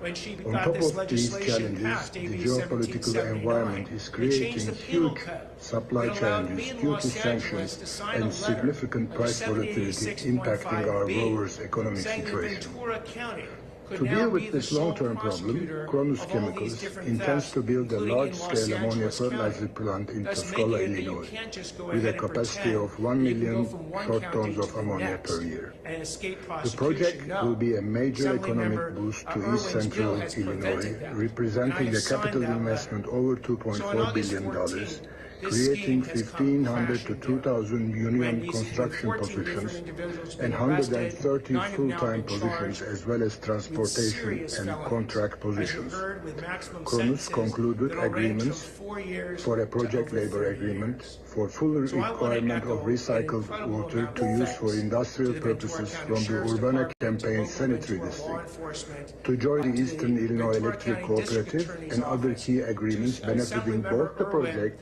and the local your community. fellow Kronos legislators who were smart Chemicals enough to ammonia actually plant pass will be this located legislation. on A big shout 230 out to acres Governor of land Newsom west for of helping to Tuscola. fund this Our organized location is big retail enough to crime task eventually forces. add And again, upgrading I will facilities one for more urea time and echo UAN a production. very clear and simple Kronos message. has also The secured question key is not if, environmental but permits when. for the project, You engage in organized including the retail theft at the IEPA retail air stealing permit, as level well as the or permit the for fencing water level. discharge. It's a when Governor you're Pritzker, going to be we thank you arrested, for your you're going to support be to prosecuted, receive and you're edge going to be incentives punished. to assist our project. This is the Thank you very start much for your of attention efforts and to enjoy go after this these show. large crews. They thought they were sophisticated, they thought they could hide. Today's announcement. So thanks so much to Melly and to the team at Kronos, and now it's my great pleasure to introduce, I can't tell you how outstanding our Director of the Department of Agriculture is, except to say that I put my full faith and trust in him, and he really has delivered for the ag community across the state of Illinois. Ladies and gentlemen, Jerry Costello. That's right. And there's certainly no daylight in district attorney's offices prosecution. Thank you, efforts. Governor, and That thank is you going all as for well. being at Farm So Progress would-be in criminals Decatur, out there, Illinois. heed this How about message. Mother Nature and this Stop it. incredible weather? What else we coming for? Today's announcement is over a decade in the making, and Governor Pritzker, thank you for delivering on this. It's now my pleasure to introduce. At the end of the day, we all understand we're at a time that the ag economy is extremely unstable. Anything that we can do to help producers is extremely, extremely important right now. Input costs have risen astronomically. The average tariff or tax on ag inputs has gone from 1% to 12% in 7 months. I'll say that again. 7 months ago, the average input tariff was 1%. It is now 12% as we stand here today. I'll give you some examples. Herbicide, insecticide, pesticide, those tariffs are 20% increased in the last 7 months. Ag machinery, tariff there up 13% in the last 7 months. Nitrogen up 10% in the last 7 months. All of this at a time when row crop prices are depressed. Sub $4 corn, $10 beans. This is at a time that the average U.S. farmer this year will lose $328. Right now, we're in an age this year when 5% of farms in the U.S. will be profitable. 5% of farms will be profitable this year.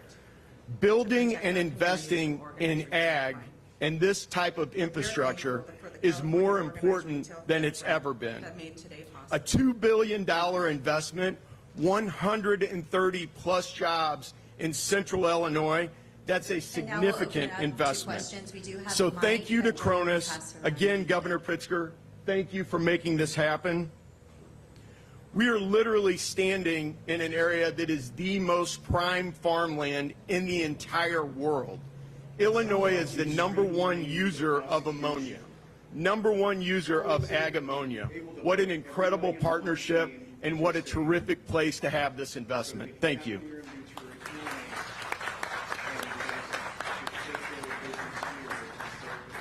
thank Director Costello, and thank you to Governor Pritzker. I want to also thank Mayor Kleiss and Mayor Moore for being here, and of course to Cronus, to Melly Keeman and Erzan Attack for making this decision to invest in Tuscola. On behalf of Douglas County Economic Development, I want to say how proud we are to be here celebrating this incredible milestone for Tuscola, for Douglas County, and for all of East Central Illinois. When Cronus first considered our community, we knew this was more than a site selection process. It was about finding the right fit. And from the very beginning, Cronus' CEO, Erzan Attack, approached us with openness and respect, and together I think we built not just a project plan, but really a true relationship. Cronus has chosen Douglas County not only for our infrastructure, but for our people and for the way that we work together. And make no mistake, this facility matters in a very real way to our farmers. As you've heard, anhydrous ammonia is one of the most important inputs in ag, and this plant will expand that supply right here in the heart of America's farmland. For our farmers, this is about stability, reliability, and strengthening the foundation of our ag economy. Tuscola and Douglas County are proof that rural communities can compete and win on a global stage. We may be small in population, but our strengths are big. Expansive natural gas and utility infrastructure, first-class rail and highway connections, and most importantly, a workforce and a community that understands what it means to get things done. We're also proud to say that Cronus is joining a county with an existing strong manufacturing base and a long history of chemical manufacturing. For generations, Douglas County has been home to businesses that build, innovate, and lead in their industries.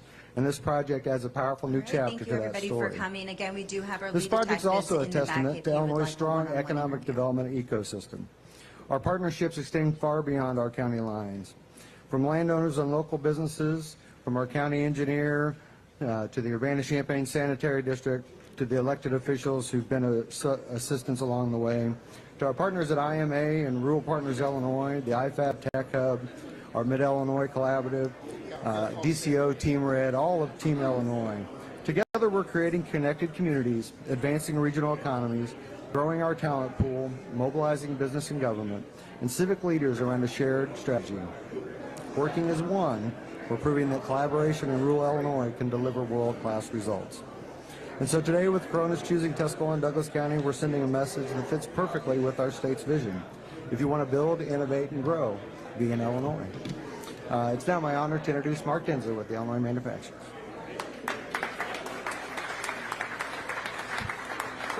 Good morning and welcome to Decatur. As many of you know, I'm a proud native of Decatur. It's always great to stand with the mayor. The sun's always shining on Decatur, for those of you that don't get here often.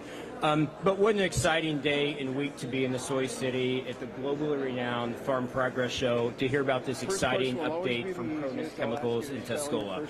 We are in the middle of the best farmland in America, which also happens to be the best-in-class manufacturing.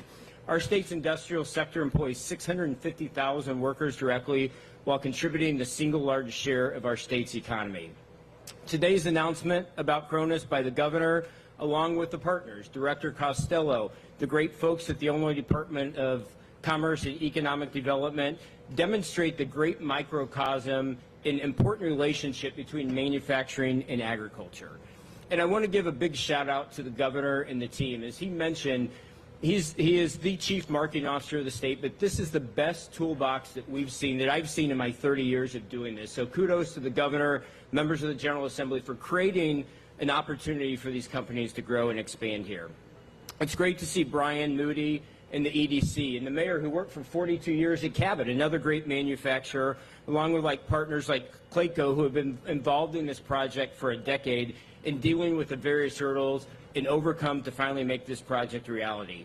Cronus will be creating the first world-scale ammonia fertilizer plant in Tuscola, creating a product used by farmers across the world. At capacity, it's going to produce 950,000 tons of ammonia, which are readily available and using cheap natural gas as the key feedstock. The project, importantly, also uses carbon capture and storage, a safe and proven technology to trap and store 90% of the carbon dioxide, meaning lower emissions, significantly reduced emissions. Illinois has the industry, technology, and geology to be the national leader in CCS. And we're only a short distance at the Richland community from the Carbon Sequestration Center on this beautiful campus. today's announcement is a win-win-win for Illinois and the land of Lincoln. A $2 billion investment, 130 good new full-time jobs in addition to transportation, a local manufacturer creating fertilizer for our local farmers, our local communities, while also the ability to sell it around the United States and around the world. This is more fantastic news under the governor's leadership for Central Illinois and for the state of Illinois. And with that, we'll bring Governor Pritzker back for questions. Thank you. Happy to take any questions from members of the media. Yes, sir. We're looking at 12 or 13 years since Corona's kind of planted their flag over there. Are we close to shovels in the ground? Is this actually going to happen, or will we be back 12 more years? That's why we're making this announcement. There's not been an announcement like this one before, but in terms of how close we are, I mean, I think the latest conversation has been had with Brian. So if you wouldn't mind, Brian, I'm going to have you come up and just give a little background. Yes, I think the project is further along than it has been before. There have been a few challenges in recent years. The project's lived through a pandemic and a few global crises. But yes, I think the project developers feel like the project is on track. We feel good about where they're at. We've secured all the necessary agreements and think it's ready to move forward. Great. Yes, sir. Brendan.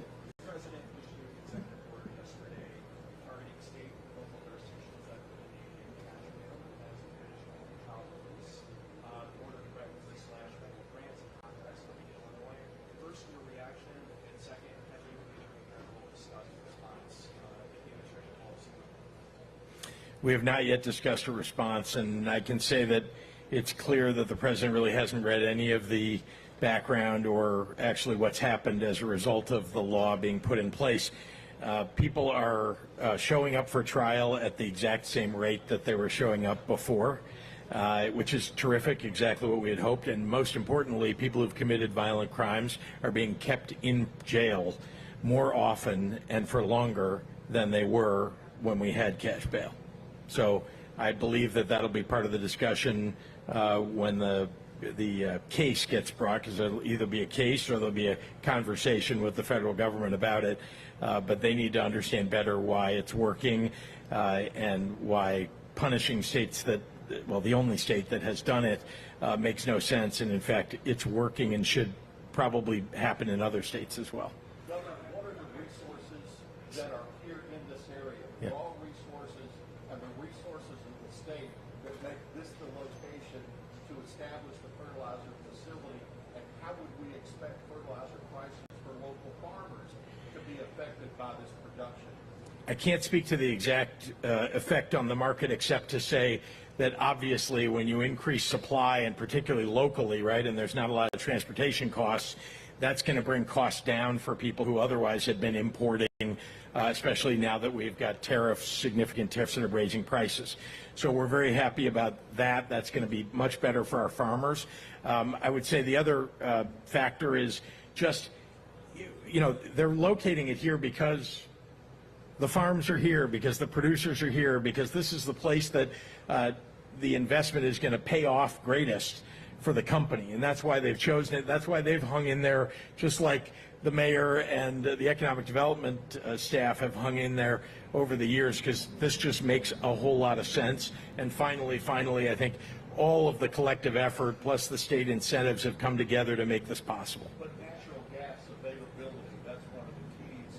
What other resources are here that make, again, this the place? Maybe, yeah. Yeah, absolutely. Natural gas is a key aspect and one of the main reasons of the original interest in our site. Significant rail, there's 3 Class 1 railroads in close proximity to Tuscola and to this area, 2 directly at the site. The transportation network is there. We're a couple miles off Interstate 57, U.S. Route 45, U.S. Route 36, and as the governor said, right in the heart of the corn market here in East Central Illinois. So I think it's a perfect fit. Yeah, sir, I'm just going to say that the investments in our transportation infrastructure have made a big difference in our being able to attract companies to the state. You all remember that in years past, infrastructure crumbling, no investment really in our highways and our rail and so on. Now we're the best in the country. I mean, we're among the top 5 as ranked by CNBC, and I would say we are the best in the country, mainly because we've got so much traffic going on, and yet we have maintained and modernized our infrastructure. So, sorry. Yes, sir.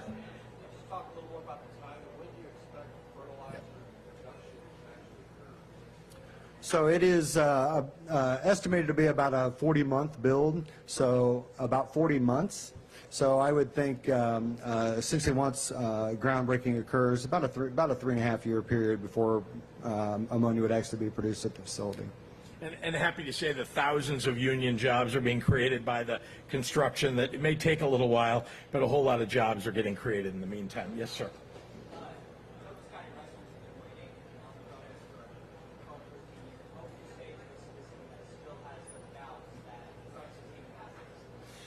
Well, one thing I would say is that if you look at the economic development efforts that have come to fruition just over the last 6-7 years, they should have some real faith that we're really delivering. And I appreciate Mark's comments earlier, but I want to give credit to Mark and to the economic development professionals, because we have really put more shoulder to the wheel and delivered for the state of Illinois than has happened in an awful long time. I'm going to look at the nodding head of the mayor of Decatur too, because we've also worked in Decatur to bring jobs. So that's what I would say. I know that there are people who have had doubts. Look, there are people who have had doubts about the state of Illinois and our ability to finally balance the budget, which we've done for 7 years in a row now. But still, I know after many years, people are wondering, gee, are we going to fall back into that old way of being? The answer is no. And we proved that when we had a tough budget to get past this year, and we balanced it. Yes, sir.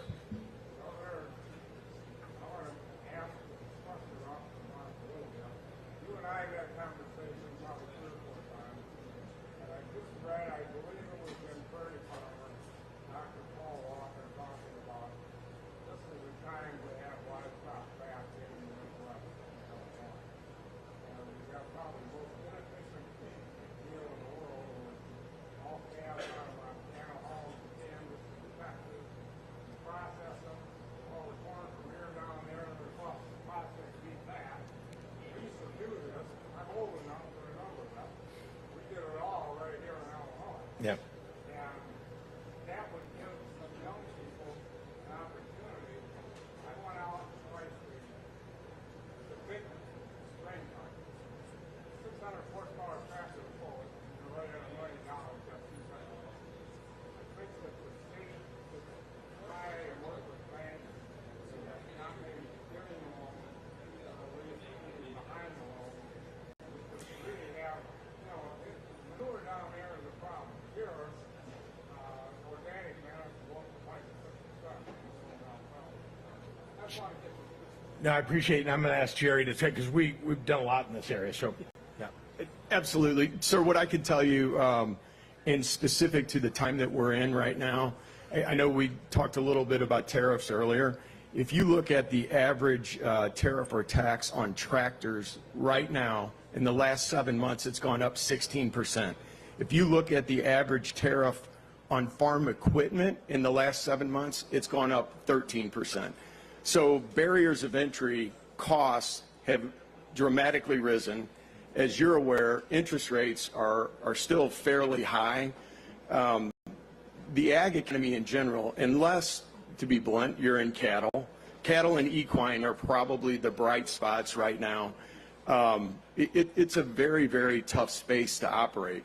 Logistics, which the governor just talked about, is, I would say outside of the great farmland we have, the incredible agriculture we have, the logistics of doing business in the state of Illinois are second to none.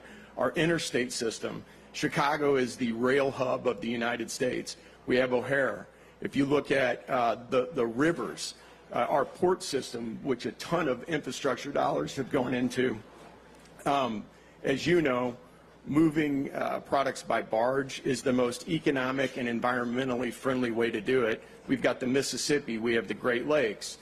So doing business in Illinois, which I think is the point that you're making agriculturally, it is an area that makes a lot of sense.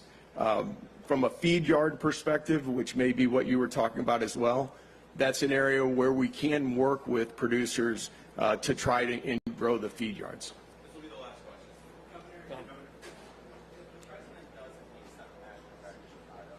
Besides lawsuits, besides speaking out against it, what can he actually do? What are you suggesting? I mean, we follow the law here in Illinois. Let me be clear. And when there is federal law that applies, we follow that. Where there's state law that applies, we follow that. What we are doing in the state right now is making sure that the president and those folks in Washington who are thinking about sending troops on the ground in a major American city is that they understand that no one wants them to come, that crime is down, murders in particular, down 50% in the city of Chicago over the last 4 years, 30-some% over just the last year. So I think the president is still operating on some antiquated idea, and it frankly has had it in for Chicago since way before he even got elected in 2016. So we're doing our best to let them know. Also, if they decide to do it, we're going to make sure and go to court about it, because frankly, you're not allowed, according to Posse Comitatus Act, to send armed troops into an American city to fight crime. It's only in the event of an insurrection, and that's not happening. Thank you, everybody. Thank you.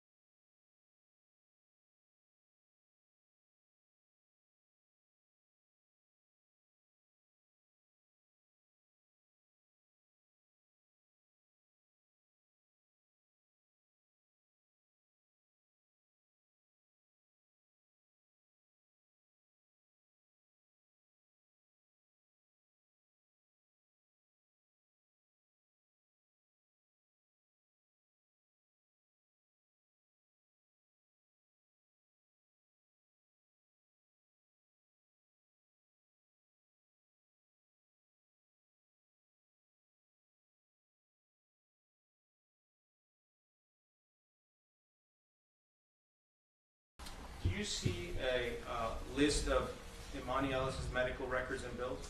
Yes. And you reviewed all the records and bills? Briefly, yes.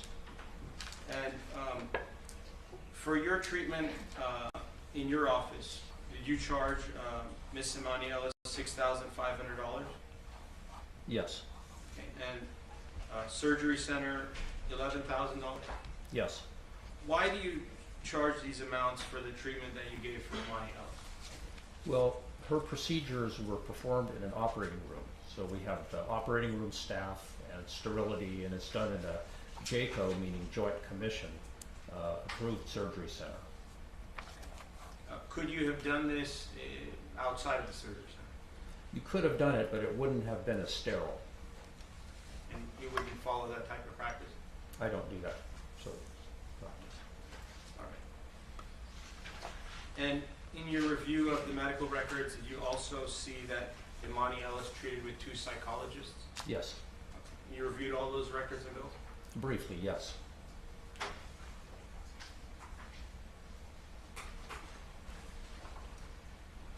If we can just go to Exhibit 9, which is your CV. I just wanted to go over your CV a little bit.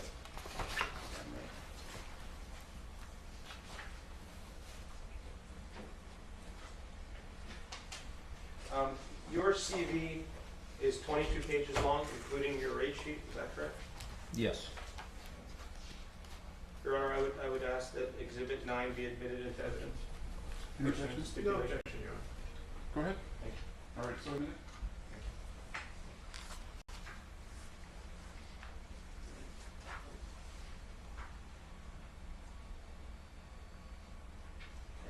This is the first page of your CV, correct?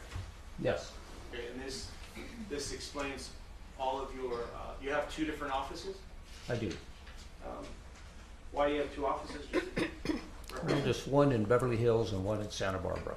So, Understood. yeah. Okay. And if you look through your CV, for example, on page 3, professional organizations, are there any that would be important for this case that you feel the jury should know about? Well, I became board certified in general surgery and trauma surgery before doing my training in plastic surgery. So I then became board certified in plastic and reconstructive surgery. And I've done 2 additional fellowships, one in aesthetic surgery and one in microsurgery. So that's 10 years of residency after 4 years of medical school. Okay.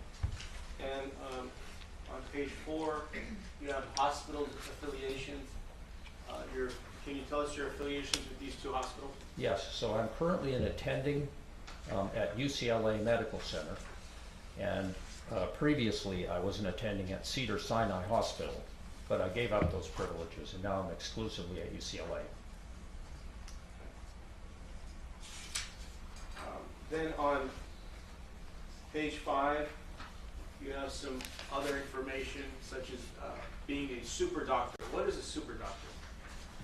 Well, a super doctor is 5% of the doctors in a community are chosen by their peers. So I've been a super doctor for 15 years, and on various committees with the Blue Ribbon Committee. So I'm proud of those awards. Do you do any charity work? I do. Can you tell us a little bit about your charity work? 352. Excuse me.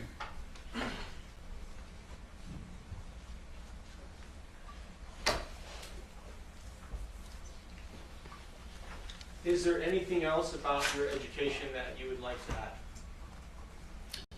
add?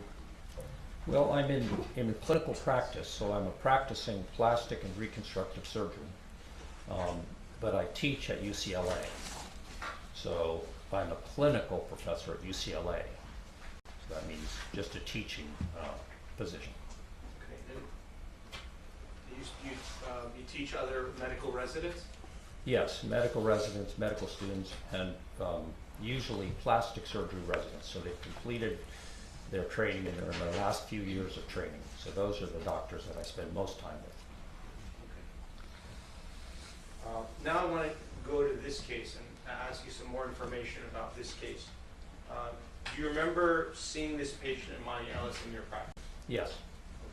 Okay. And when she came to your office for medical treatment, did she provide a history to you? Yes. Did you use the history in your treatment and diagnosis of the patient? Yes. And what was the history that she gave you?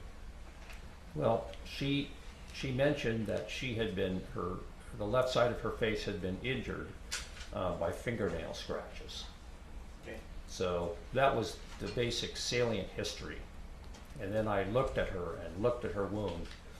And so in order to determine what I need to do to help, I had to diagnose her problem. So I wanted to see if there was hypersensitivity in the wound. Hypersensitivity means, for example, if you have a splinter underneath your skin, it may not show much, but you can feel the splinter under your skin because it's hypersensitive. So I noticed that she had a focus of hypersensitivity on her face. Now when I examine for that, I touch many areas and see if the patient's pain symptoms are always the same. In other words, if they always come from the same area. So that's how I made my diagnosis of her scar, the visible aspects of it and the hypersensitivity aspects of it.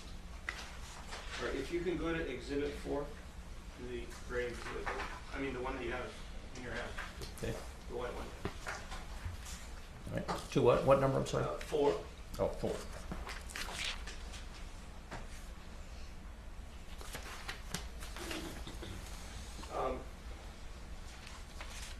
In your medical evaluation of the patient, you saw her for the first time on November 4th, 2022? Yes. Were you advised by Imani Ellis or anyone else that Miss Ellis was seen by a different plastic surgeon before you? Objection calls for hearsay. Black's Foundation. Assisting. If you go to Exhibit 4-009, at the bottom, can you read for us what it says in handwriting? Yes. Objection, Assisting. Okay. Are you aware that Miss Imani Ellis saw a Dr. Scher before you? Objection. Hearsay. Assisting. Is it important to you when treating a patient if they've seen any prior doctors? Objection. Irrelevant. Black's Foundation. 352. No, it's very important if they've done treatment. If they've done treatment, then I need to know what treatment they did. Okay, so in order to do your work with this patient, Imani Ellis, you would need to know if any other doctor, such as a plastic surgeon, did any other work on Imani Ellis, correct? Yes. Okay. And when you asked Miss Imani Ellis if she got treatment, did she tell you she saw a different doctor, Dr. John Scher? Objection. Hearsay. Assisting. Do you know the Dr. Scher? Do you know him? No. Are you aware that Dr. Scher has passed away? Objection. Black's Foundation calls for speculation. Overruled. That's what I've been told. I didn't verify it. Hearsay moved to strike.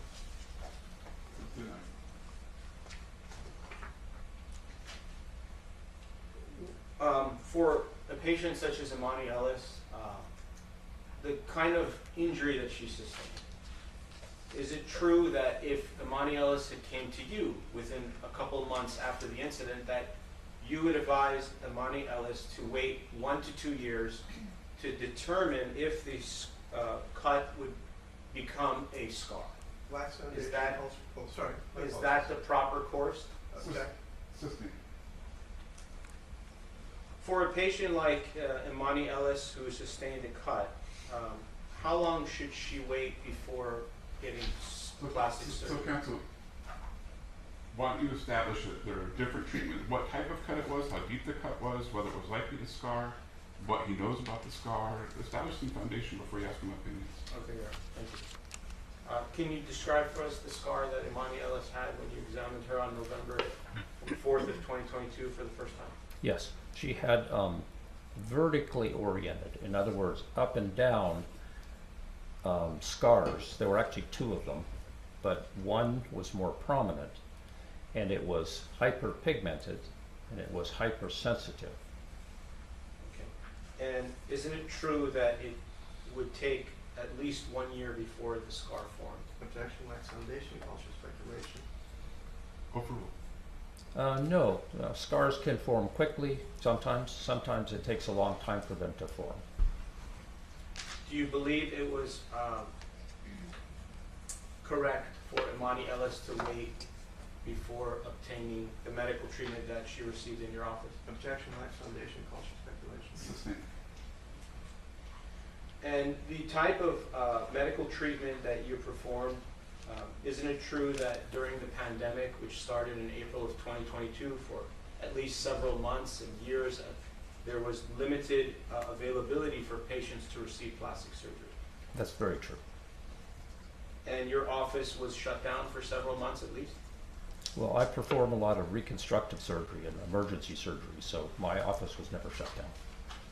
But if a patient needed to receive the type of treatment like Imani Ellis received, and they contacted you in May of 2020, during the pandemic, you would not be able to work on them, or you probably would tell them to wait, correct? Objection, compound, calls for speculation, lacks foundation. Sustained.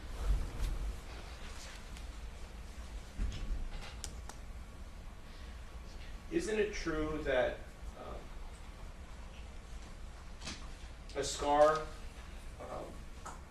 such as Imani Ellis's, when she came to you in 2022, the scar would basically never have gone away unless you performed some type of medical treatment, correct? Objection, leading, calls for speculation, lacks foundation. Sustained. Can you tell us in your, on 4-001 in the HPI, can you read the four lines there, please, from your report? In the which line, I'm sorry? It's hearsay, Counsel. Why don't you move on? When you treated Miss Imani Ellis, did she tell you that she was assaulted and battered by Cardi B? Objection, hearsay. Overruled. Yes. Did she explain to you that Cardi B placed her long fingernails with sharp objects in her face? That's what you told me, yes. Did she state to you that her face was red and hot after the incident? Yes. And can you tell us, when you personally examined Imani Ellis, did you see 3 lines on her face on the left side of her cheek? Objection, leading. Overruled. Yes. What is the significance of the 3 lines? Well, it's typical for a fingernail injury when you have parallel lines going from the top to the bottom. So that's vertically oriented, so up and down rather than horizontally. So typically that's how fingernail injuries manifest. Is it your expert opinion that Imani Ellis sustained an injury to her left cheek from fingernails? Objection, leading. Sustained. I'm sorry? It's sustained. It's sustained. Oh.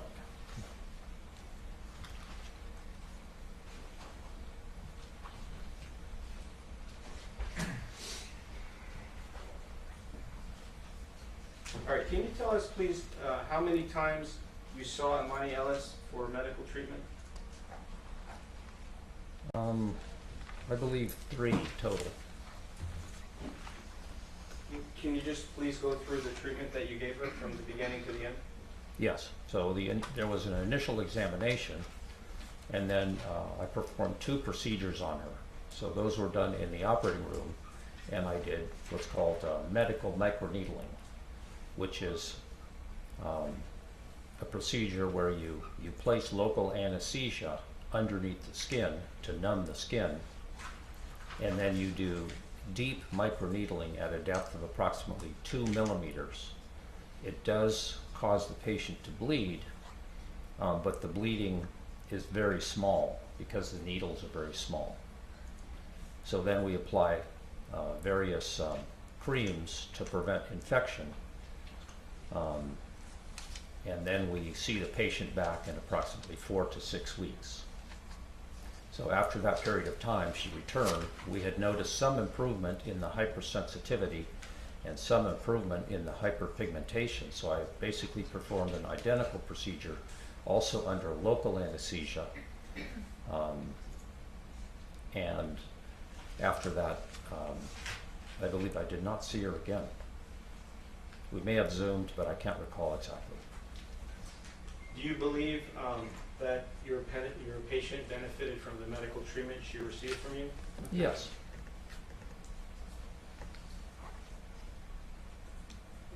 And you're familiar with the billing procedures and charges from your office and other medical providers, such as plastic surgeons and surgery centers and the like? Yes. Is it part of your practice to review the medical bills for your office and other types of medical providers? Well, it's a part of my Objection, compound, and hearsay. Oh. As to the one part. So it's my function as a medical director of a surgery center, which I've been for 25 years, to know the fees that are charged at the various institutions like UCLA or Cedars or in similar institutions in the community. And when you examined Imani Ellis on November 4th of 2022, you performed an examination, you wrote a 4-page report, you reviewed medical records and medical bills, you spoke with the patient for how long approximately? Well, we maybe spent 45 minutes total with her, but that includes the assistant going in asking the questions, and then she transcribes it to an iPad, and then I go in the room, I do the examination, I record the results of my examination, and then correct anything on the iPad that I want to add to. And to write the report of 4 pages, review all the medical records, review all the documents, see the patient, everything. That one day on November 4th of 22, you charged $1,500, is that correct? That's correct. And if you were to make that same examination, go through all those steps today, you would actually be charging $2,500, correct? Objection, leading. You can answer. That's correct. The fee has gone up because of inflation and the cost of medical care? Just Objection, leading. You can Yeah, answer. that's what it costs. So you have to. All right. And the medical procedures that you did on February 20th of 23 and March 20th of 23, the 2 procedures, each one you charged $2,500, is that correct? That's correct. Okay. And the same procedures today, what would you charge? Well, it would be approximately $6,500. If you notice in my initial report, that's the amount I quoted, but for some reason it was billed at $2,500. So that was an error, but it is what it is. So then, in fact, the $2,500 charge should have been $6,500? Correct. Twice. That's what it costs to perform surgery, in a surgery center. And approximately how long does it take from the time the patient comes into the office, gets prepared for surgery, and is sent home for each of the 2 surgical procedures you did? Well, approximately 2 to 3 hours. And the surgery center has to be booked for a certain period of time? Yes. And you got to prepare it, do the procedure, clean it, make sure it's good. How long does all that take? How much time do you book the surgery center for Ms. Imani Ellis on those? Well, the 2 to 3 hours would not include the technicians, the surgical tech preparing the equipment or the cleanup. That was just the 2 or 3 hours would be the time from the time the patient arrives, fills out the paperwork, the consents are given. We again talk about the risks and benefits of the procedure. We put on topical anesthesia. We let that work. We take them to the operating room. We put on, we induce local anesthesia with injections. We do the procedure. We watch her post-operatively to make sure she doesn't have any allergic reactions or trouble with her skin. And then we make sure she's dressed properly, has post-operative instructions, and then she's discharged. And there's obviously different types of skin that you deal with in your practice, correct? Yes. There's lighter skin, darker skin, rough skin, soft skin. Can you just tell us a little bit of the difference in procedures that you would do to the different types of skin? Yes, so there's a grading scheme from 1 to 5, and 1 would be a patient with very delicate skin, for example, a redhead, who might have very delicate skin and would not tan at all, it would just burn. So that would be Fitzpatrick 1. And then Fitzpatrick 3 might be Asian patients, Hispanic patients, patients of mixed race, and then up to Fitzpatrick 5, which would be black skin. So depending on the coloration of the skin, that determines what lasers you can use, what procedures you can use in a safe manner. Okay, and what, on that scale, what is Imani Ellis? 5. 5, okay. Is there a difference, for example, if you take photographs of a patient with 5 on the Fitzpatrick scale, if you take photographs of their skin versus someone with a 1? Yes, in general, in black patients, the lesions are less visible just because of the coloration. And when you examined Imani Ellis for the first time on November 4th of 22, did you, with your own eyes and your equipment, you saw the scars, correct? Yes. And how many scars did you see? Well, I saw one main one, that's the one I recorded. But I saw other things that were, you know, differences in the skin, differences in the pores, an adjacent scrape mark. I saw those things as well, but the main thing was that there was one main scar. That was the hypersensitive one. Okay. Is it your expert opinion that Imani Ellis sustained injuries to her left cheek from fingernail? Objection lacks foundation, calls for speculation. What is your opinion as to where Imani Ellis obtained the scar on her left cheek? Well, the most likely.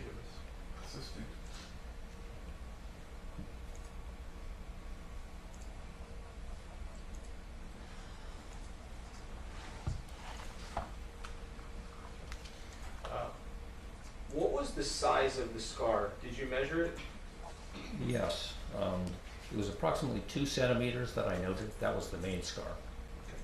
Can you tell us approximately how long is 2 centimeters in inches? Yes, so an inch is 2.5 centimeters, so it's a little less than an inch.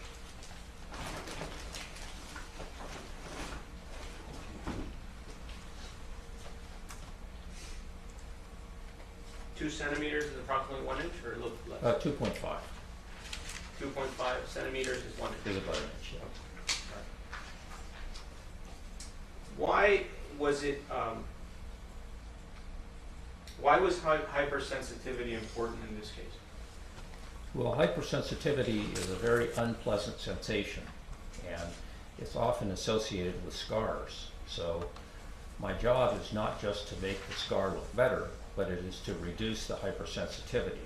That's in some respects the most important thing, is to reduce the hypersensitivity in the scar.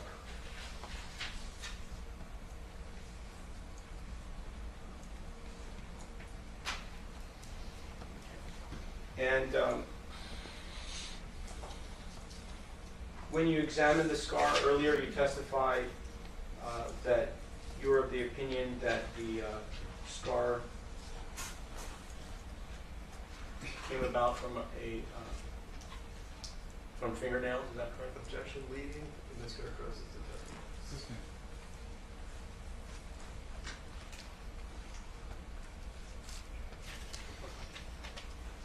What is your expert opinion as to where the scar came from on Imani Ellis's left cheek?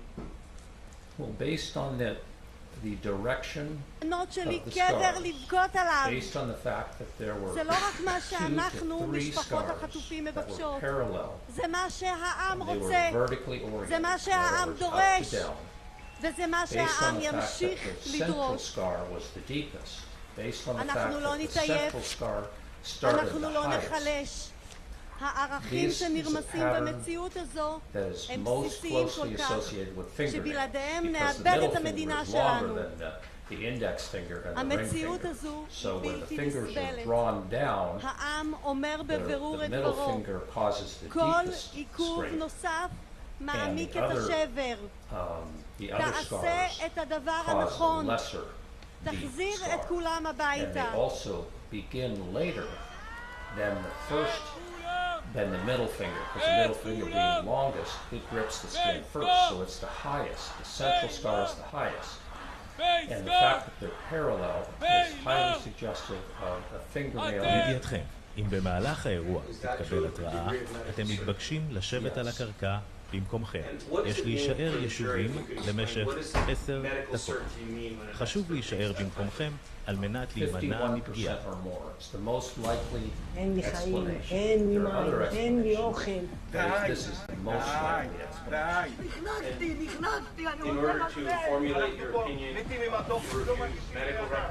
אני מתחנן, תחזירו אותנו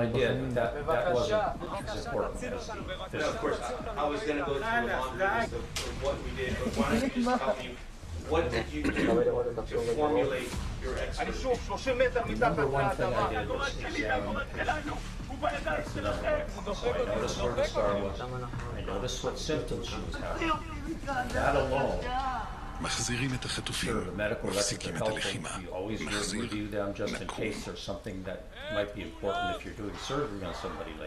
But the physical exam is the most important thing. That tells you what you need to do with the patient.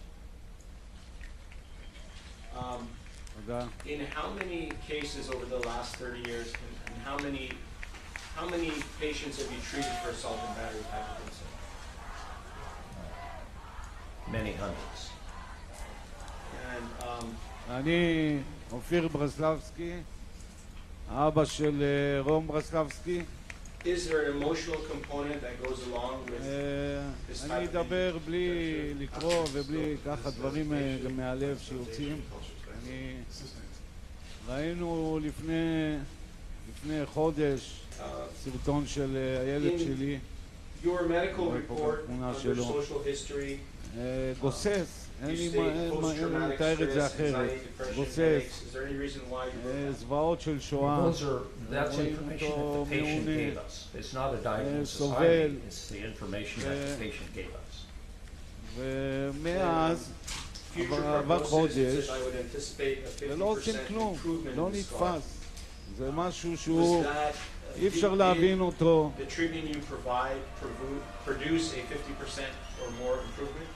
I believe it did. Was your patient happy? אני אגיד לכם את האמת, באמת אתם נותנים כוח אדיר ואני לא רוצה לקבל את הילד שלי בשקית, אני מדבר עם כולם, אני לא רוצה לקבל אותו בשקית כמו את ה-41 שהיו לפניו ועוד אלה שיהיו אחריו. אני מאוד מקווה, אני לא יודע, זה קרה במשמרת של ראש הממשלה. שנתיים אנחנו מחכים, חודש אנחנו רואים אותו גוסס וכלום לא נעשה, כאילו זה משהו בכוונה שעושים. אני כבר לא מאמין יותר לאף אחד, לא מאמין לראש הממשלה, לא מאמין לממשלה הזאת. היחיד שאני עוד סומך עליו זה הרמטכ"ל. ואני באמת הוא היחיד שאומר את האמת ובלי פוליטיקה, וקשה להבין את זה, קשה לתפוס, זה שואה. אנחנו רואים אותם שם, אלה שראו, אלה שלא ראו, אני לא יודע, אבל גם כנראה שבמצב לא טוב. זה עינוי, זה שואה, אני לא מבין איך אפשר לשתוק, אני לא מבין. ועוד את כל ה50 חייבים להוציא אותם משם, חייבים עכשיו, כמה שיותר מהר.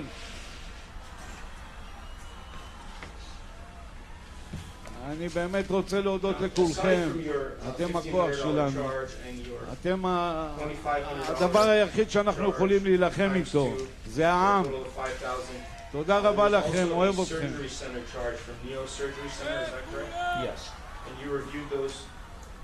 bills from Neo Surgery Center? Yes. You told us a little bit about your background. Are the charges of $5,500 for each time you treated Imani Ellis in the surgery center, are those reasonable? Yes. And medically necessary? Yes. Is that to a degree of medical certainty? Yes. And are the treatments at Neo's surgery center related to this incident of 2/24/18? כנרת נרצחה בבארי, אלון שהוא פה, אחיין שלי גיבור, ברח מגבול עזה עם גפן, ירדן נשבתה שוב וחזרה בעסקה, כרמל חזרה בארון. תהיו איתי רגע. זוכרים מה עשיתם לפני שנה? איפה הייתם בדיוק? תחזרו איתי שנה אחורה. אנחנו בדיוק באותו תפקיד. הטרפוד אז בלחץ הצבאי הרג 6 חטופים. אנחנו בדיוק באותו מקום. אז רפיח, היום העיר עזה. עברה שנה מאז הרצח של 6 החטופים, 6 המופלאים. שנה מאז שכרמל, הרש, אלכס, אלמוג, אורי ועדן נרצחו כי רפיח הייתה יותר חשובה, כי להרוג את סינואר היה יותר חשוב מהחיים. סינואר מת. מה שהשתנה, הממשלה בוחרת בחושך, בנקמה, בהרס, בקיפאון. ממשלת ישראל הכריזה מלחמה נגד אזרחי ישראל.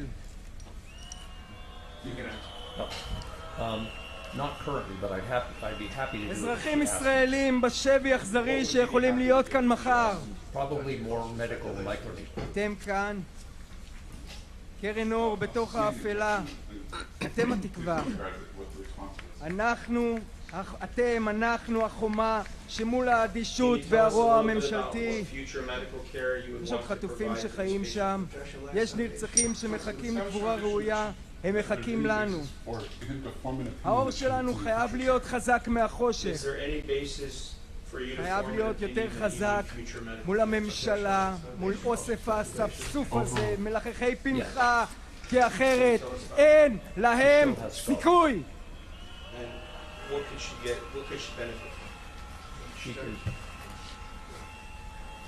אל תדחו למחר פעולות שניתן לבצע היום. לחטופים זה עלול להיות מאוחר מדי.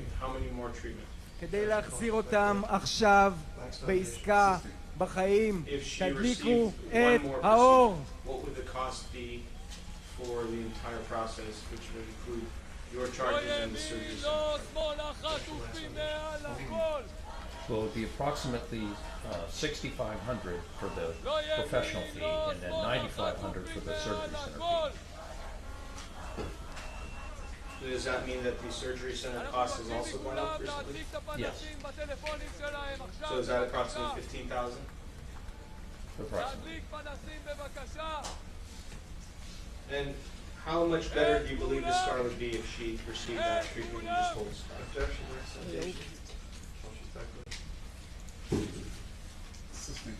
Do you have an opinion as to what benefit the treatment would give Miss Imani Ellis if she had one more microneedling procedure in your office?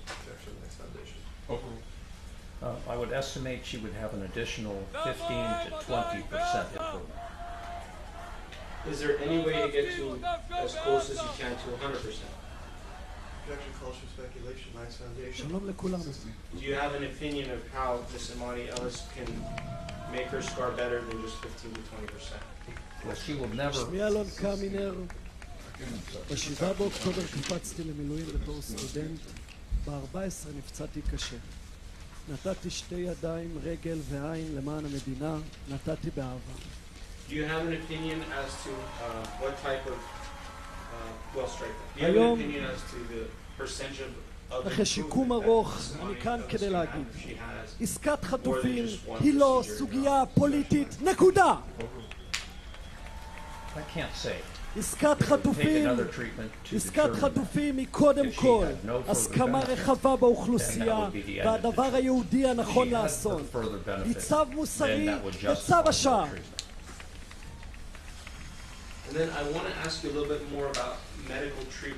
אני פונה מפה לכל אלה שנגד עסקה.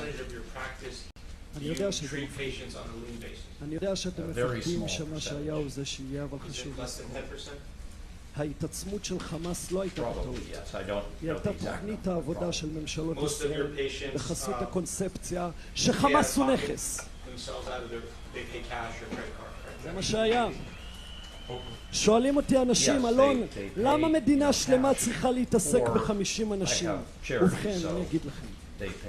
כי אנחנו לא סתם מדינה.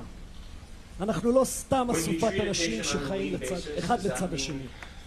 העם היהודי, הלאום הישראלי היה במשך כל חייו משפחה. ומשפחה לא משאירים מאחור. זה עד כדי כך פשוט. עכשיו, דווקא עכשיו כשזה קשה, העת להוכיח את זה. לבחור מה הסיפור שנוריש לילדים שלנו. מי אנחנו כעם? במה אנחנו מאמינים? אני יודע שאנחנו חפצי חיים, רודפי שלום ותבונה. נמצא את הדרך להגן על עצמנו אחרי העסקה. אבל קודם כל, נחזיר את כולם הביתה בפעימה אחת! כי עד אז לא ניתן לעשות כלום. לא ניתן. לא ניתן להמשיך הלאה כל עוד המשפחה שלנו נרכבת 50 קילומטר מכאן מתחת לאדמה. איך זה הגיוני? אני קורא לממשלה, העם רוצה תוצאות ולא כותרות. תחתמו על עסקה, תביאו ביטחון. זה לא סותר, זה תנאי.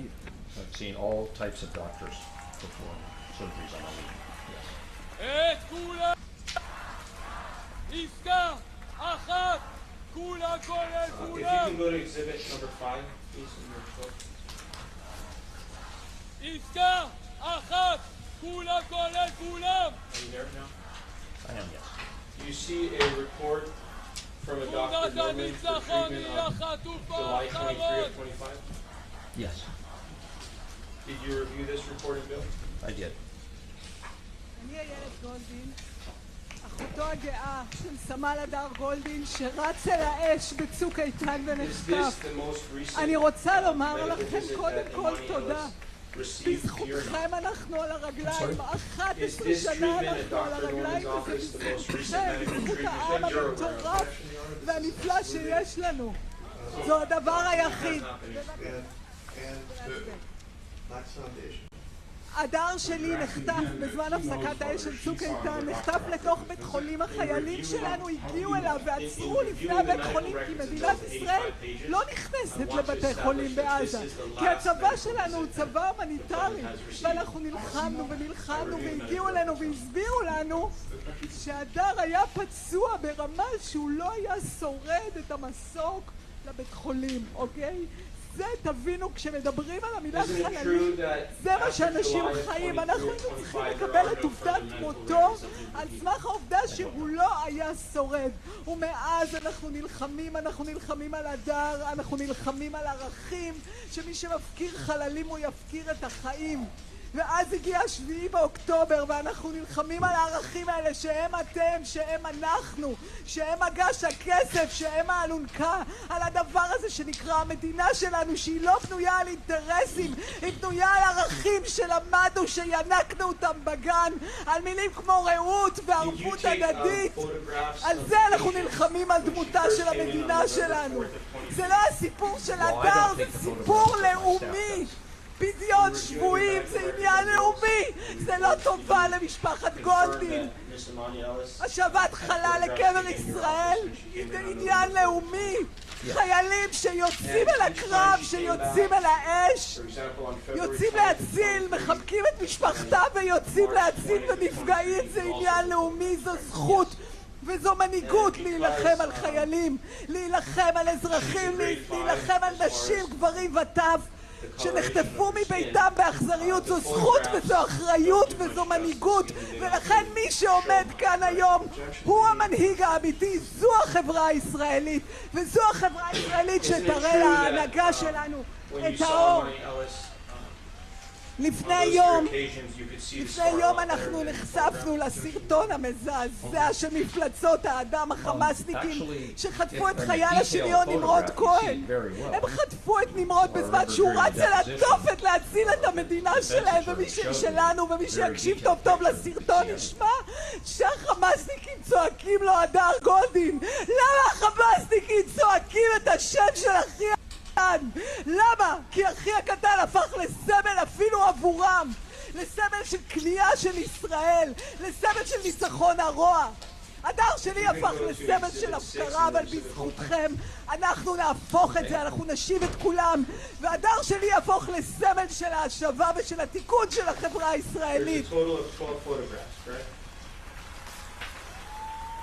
אני מרגישה שאנחנו חיים בתוך תקופה היסטורית. כשלמדנו, כשסבא וסבתא שלי שרדו את השואה והגיעו לישראל, חשבנו שזה מאחורינו, ואנחנו כבר שנתיים בתוך רשימות שינדלר ובתוך ספינים ובתוך עסקאות, וזורים לנו חול בעיניים. ואני אומרת לכם, זו תקופה היסטורית כמו כל אחת שלמדנו עליה בספרים, ואני מרגישה שהילדים שלנו והנכדים שלנו ישאלו אותנו איפה הייתם. ולכן אני רוצה לומר לכם תודה, כי יש כל כך הרבה רעש, וכן לעשות ולא לעשות, אבל השקט הוא ההרסני. אנחנו כאן כי אנחנו ישראלים, כי אנחנו פטריוטים, כי אנחנו החברה הישראלית, כי אנחנו לא יכולים לעמוד מהצד, כי יש לנו מדינה להציל, וזה התפקיד שלנו, כי אנחנו מגלים מנהיגות ואחריות. אנחנו האלונקה, אנחנו מגש הכסף, אנחנו משרתים, ואנחנו קוראים להנהגה כבר שנתיים, אנחנו שומעים מנצחים, מנצחים, מנצחים, מנצחים. ניצחנו את איראן, ניצחנו את סוריה, ניצחנו את... יצרו את הטירוף הזה, יצרו את הטירוף הזה, תאחדו את הגזרות, תראו לנו שאתם חולקים את אותם ערכים שלנו, שהם לא ביזנס, הם לא כסף. תעמדו ותצעקו כאיש אחד. אין הסכמי אברהם עד שאין כאן חטופים, כי אנחנו, מדינת ישראל, בנויה על ערכים ולא על אינטרסים. והעם הגדול שיצא היום לרחובות, אני מרגישה שזו לא הפגנה. כל מי שמנסה ללכלך את זה במילים הפגנה, זאת לא הפגנה, זאת זעקה קורעת כליות בלב. ההנהגה צריכה לצאת ממגדל השן שלה, להסתכל על הרחוב ולהגיד, זה העם שלי, הוא צועק ערכים. המשפחה שלי כולה משרתת. אני ישבתי בשבת עם הבעל שלי, עם הבן שלי, עם הבת שלי, כולם עושים מילואים, סבבים רביעיים וחמישים, בסבב רביעי וחמישי, והבן שלי שעומד להיכנס לעזה מסביר שזה ערך הרעות וזו המדינה, וככה חונכנו. ההורים שלי חינכו אותי שיש פה דבר שהוא גדול ממני, וכל מי שעומד כאן היום הוא חולק איתי את הדבר הישראלי הזה. החטופים הם החברה הישראלית. מנסים כל הזמן להפריד, אבל החטופים הם החברה הישראלית, וזה לא להשיב אותם, זה להשיב את עצמנו לעצמנו, זה לעזור לעצמנו לשקם. אנחנו נשיב אותם כדי שאנחנו נוכל להרים את הראש ולהיות גאים במילה ישראלי. להשיב חטופים זה ישראלי, זה יהודי, זה נוצרי, זה מוסלמי, זה מוסרי, זה הכל מלבד פוליטי, ואני לא מוכנה לשמוע את זה יותר. ואני רוצה להגיד לכם תודה, כי בזכותכם, ואני אומרת את זה כבר 11 שנה, מה שמחזיק אותי, מה שהחזיק את הדר, מה שמחזיק את הלוחמים, זה הלב הזה שאנחנו רואים כאן, זה אתם. אנחנו העם, אנחנו החברה, אנחנו נביא את האור בקצה המנהרה החשוכה הזאת, ואנחנו נראה להנהגה שהיא טועה. הדר שלי אמר משפט, הוא אמר בחיים, הדר שלי, אחי הקטן, שבכל כך הרבה מובנים הוא גדול ממני, אמר, אתה יכול להתעסק בעצמך ואתה יכול לעשות דברים גדולים, ואני רוצה להודות לכם שאתם עושים דברים גדולים, ואני רוצה לומר שביחד אנחנו נשיב את החטופים, אנחנו נרים ראש ואנחנו נשקם, כי זו המדינה שלנו ואין בלתה. תודה רבה לכם.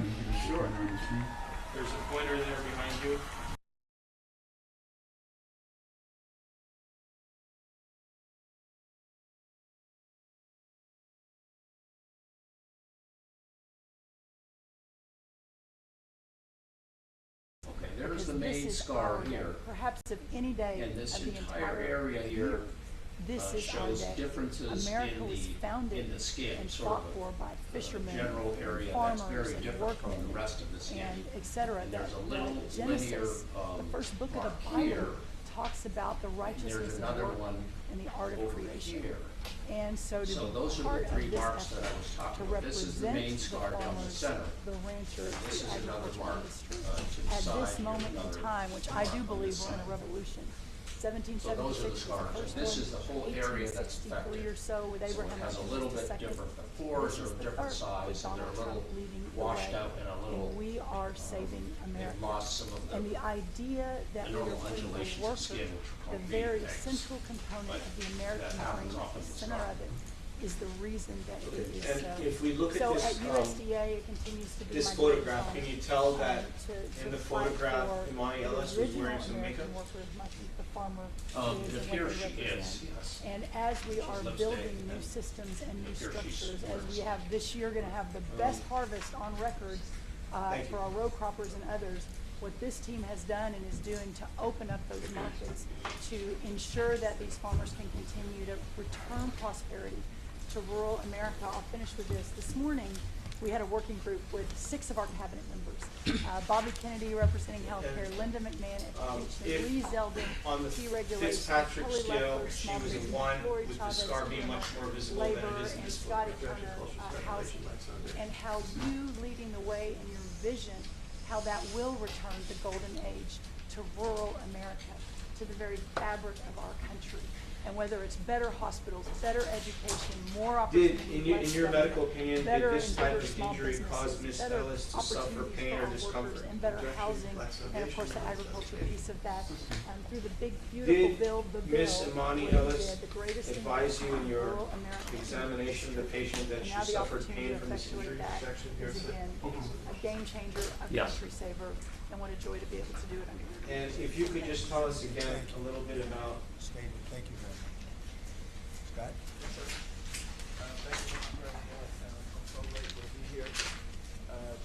The hypersensitivity, is that associated with any pain?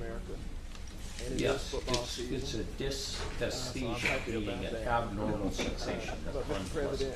The I want to dysesthesia. say thank you for The procedure that you did, did it take the that you've been a tremendous hypersensitivity away for the to your American knowledge? worker. It reduced I come it, it from did not a take it away. hardworking family, as many people around this table do. Do you know approximately So by thank you what for percent? helping us to change the conversation. And I believe we are changing the conversation around the table. When you say it reduced it, is that's your expert opinion, My correct? job is to steward HUD, and we have at HUD been very intentional about changing the conversation about the dignity of work and the dignity and the honor of family formation through work. And then I And just how the wanted to younger ask you a little generation bit more about see their parents work, how they're whether incentivized to work. the type of injury And that, from you know, fingernails would America cause is not a welfare a state, break in the skin but America or is built cause on there small to be business, blood. built on Do you have an opinion entrepreneurship. about that? And so as it pertains to housing, we're being very focused on that, and even some that receive HUD funding to make sure. Would like you have on Section expected 3, Imani Ellis, when you receive HUD funding, that you are given the type of opportunities injury for that the you most see here vulnerable to have, Americans that you serve to have work, to have opportunities to work, to have work Suffered any requirements. Work blood requirements are not a bad word. That's a great word. Time limits is a great word to incentivize people, able-bodied, able-minded people to work. And I believe that we are, under your leadership, sir, changing that conversation in America to where working And is an patients honorable thing. in And Fitzpatrick Right 5, about do they have revitalization. more of a tendency to Revitalization means to bring new life. And I believe we're bringing do new their life to scars America become through- keloids? through work and through all the jobs that people are doing around this table. And with the one big beautiful bill, the most Do you have experience with expensive tax Yes. break in What American is a history. keloid? Opportunity The zone. keloid is an are now overgrowth made of scar tissue permanent. from And the you know how original scar. passionate I am, and you are too, sir, about Do opportunity zone. patients in And so this will Fitzpatrick allow us 5 to continue have to more build tendency affordable to have their housing scars turn around our keloid? country. Yes. And Mr. Vice President, Why I'm is that? coming your way. We I'm don't coming know. to Columbus later this Do you week. believe that and Imani to Ellis' see how we scar can was a continue keloid to when you build examined affordable her on housing, November 4th? in our country with opportunity zones. You No. know, 1 million people, Mr. President, were lifted out of poverty because of Opportunity Zone. $90 billion of private money was invested in Opportunity Zones, urban, tribal, and rural, and now that they've been made permanent, we're looking for millions more to be lifted out of poverty, $100 billion to be invested, hundreds of thousands Are there of any jobs to be created, future appointments for hundreds Ms. of Money? I'll thousands let of you in the housing future. to come online. I don't believe And so. so, sir, I sit here very excited. Thank you. No further questions About at the this future time. of this country. All right, folks, why don't we take our morning break? Why don't we take a 15-minute break? And We'll HUD, be we're back on a good at path. 10:45. So thank you for all your support. In the meantime, please do not in helping us, discuss sir. the case with anyone, including other jurors. Don't form any opinions or do any research. We'll see you at 10:45. A place called South Carolina that we love, right? And Tim really came up with opportunity zones, and we did a good job of working with him, and together we created something that nobody speaks of very much, but it's probably the most successful thing that's ever been done of its kind. It's been amazing. So Tim Scott deserves a lot of credit for that. Thank you. Thank you. So Russell, go ahead. Thank you, Mr. President. And I get the opportunity to go hand by hand with all of these people as they move their DRECs through the Office of Management and Budget. And I wanted to zoom out for a second. In the first term, you gave us a goal of 2 for 1. And then we outperformed it through your leadership. We came in at around 5.5, 6 for 1. And then as you're running for your second term, you put out a goal that when you put it out, I was thinking to myself, that's going to be a pretty ambitious goal. You said 10 for 1. Well, where we are right now, in just 1 month, in 1 year, basically 8 months, we are at 245 deregulatory initiatives planned by these agencies. That comes out to 30 for 1. So we are making incredible strides, and you know, as you're focused on the details of each one, I mean, these aren't small things. Endangerment finding is one of the most deregulatory things we've in the history of this country. NEPA reform, incredibly deregulatory.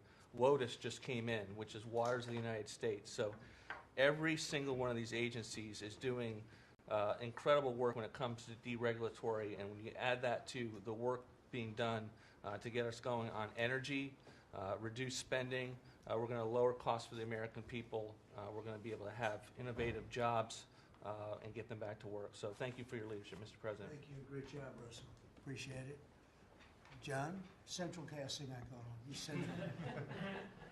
Well, Mr. President, I'm grateful to be with everyone today, and as we're talking about jobs and workforce at CIA, consistent with your directives to all of us, we've embraced your mantra for a leaner, more effective, more efficient workforce. But at CIA, Mr. President, we had an additional challenge because, as you know, at times, our workforce had been misdirected. Its focus put on political narratives, some that even worked against you and always worked against the American people. I heard about that. But under your leadership and your direction, we have been focused back on the core mission of what CIA is supposed to be doing, which is to provide you and this entire incredible team around the table with a decisive strategic advantage in accomplishing your goals. And your success in that regard, the examples are clear and many. With regard to Iran, everyone knows that our DoD partners executed that mission flawlessly.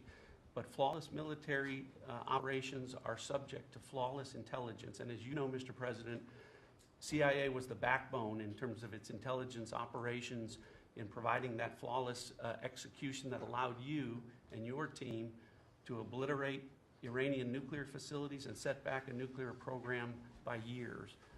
Likewise, with regard to your ability to prevent and to preempt wars between India and Pakistan, between Armenia and Azerbaijan, between Rwanda and the Democratic Republic of Congo. In all those cases, CIA intelligence supported you and your entire team in making that possible. It's not just you, it's the folks around this table, Secretary Besant, Secretary Lucknick, Trade Representative Greer, and their great successful negotiations on trade and tariffs. Again, it was a CIA workforce working to enable them to accomplish your goals. So as we roll into Labor Day, I tell you that the CIA workforce at the Trump CIA is grateful to be focused on what it's supposed to be, which is helping you prevent and end wars and to make America safer. Thank you very much. You've been really fantastic, but I'm not surprised. I've known John a long time. I'm not surprised at all. Thank you very much. Steve, please. Mr. President, working for this government, for you, is the greatest honor of my life.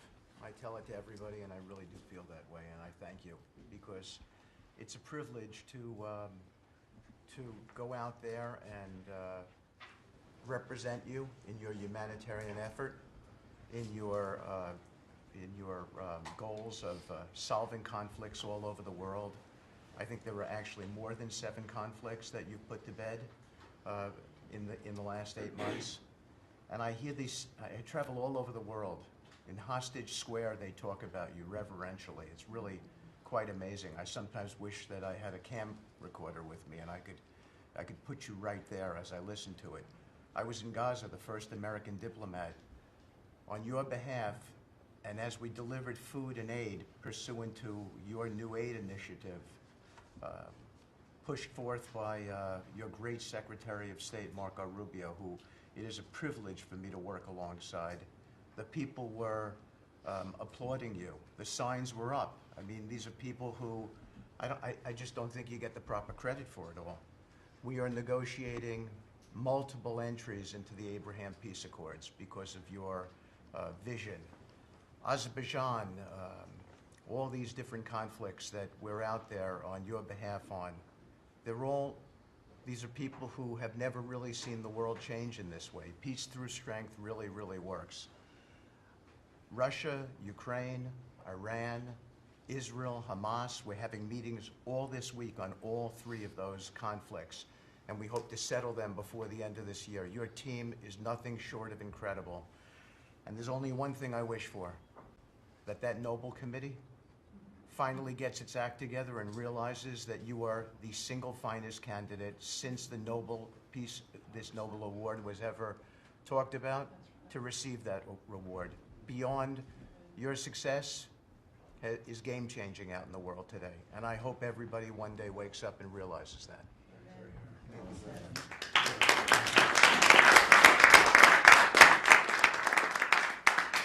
Thank you, Steve. Jameson, please.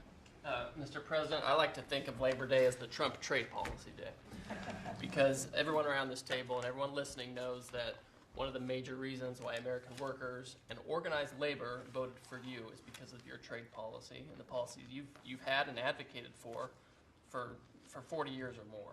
You have reset global trade policy in the past few months, and it shows that it's been working for American workers. When you look at President Biden, in the last quarter of 2024, median weekly earnings fell 2.1%. In the first quarter of your term, they went up 3.3%. And that's why we're doing the trade policy we're doing. It's to help the workers of the United States of America. And they're the best in the world, but they can't do it without a level playing field. And you have flipped the script.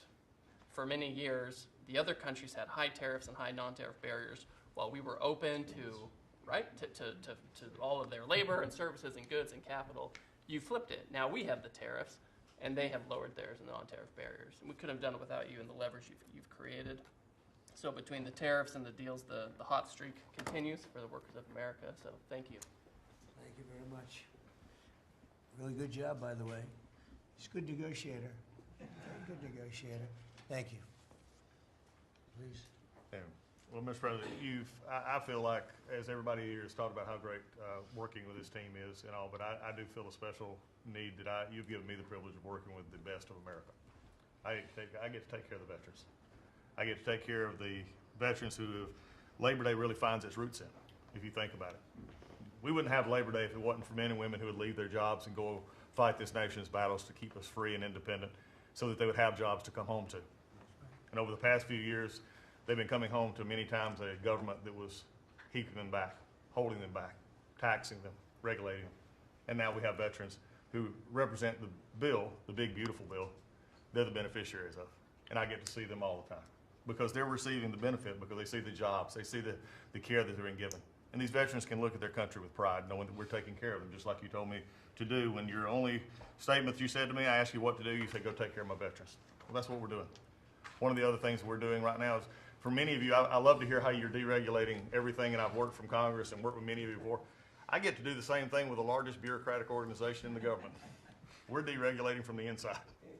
And it's amazing to me because we have such a powerful workforce at the VA who really want to do good, but yet they kept tripping themselves up. They kept making their own, they'd take one step forward and put a regulation in that put them 3 steps back, and it always hurt our veterans at the end. We're taking that away. We're making community care again, Mr. President. We talked about this yesterday. We're making community care a part of our direct care system. So if a veteran wants to get into the community, they have our direct care, and they also have the ability to go into the community.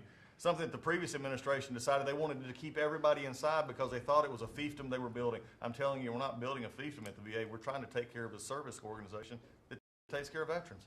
So how do we do that? We made best medical interest where a doctor can send a veteran to the community quicker without having to worry about miles and time logged and wait times. Just get them the help they need. We've actually expanded out, and it's made a difference in this regulation, and also unleashed a workforce that is now free of the collective bargaining agreements and other things that have kept them from being able to do the job of national security that they've been intended to.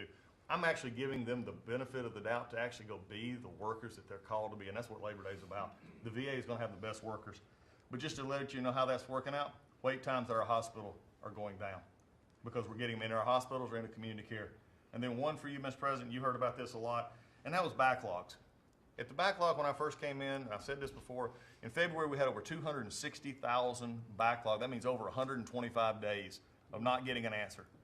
In just a little over 4.5 months, we've dropped that over 100,000. We're under 150 and heading down to historic lows. We'll be within the next month lower than any time under the previous administration at all. That means our veterans are getting the help they need. So when you look at it this way, we've opened new facilities. We've put new facilities in places where workers can get to. We've expanded out hours, over 1 million extra hours, so veterans, younger veterans in particular, can get off of work and bring themselves and get their appointments in after hours or on Saturdays.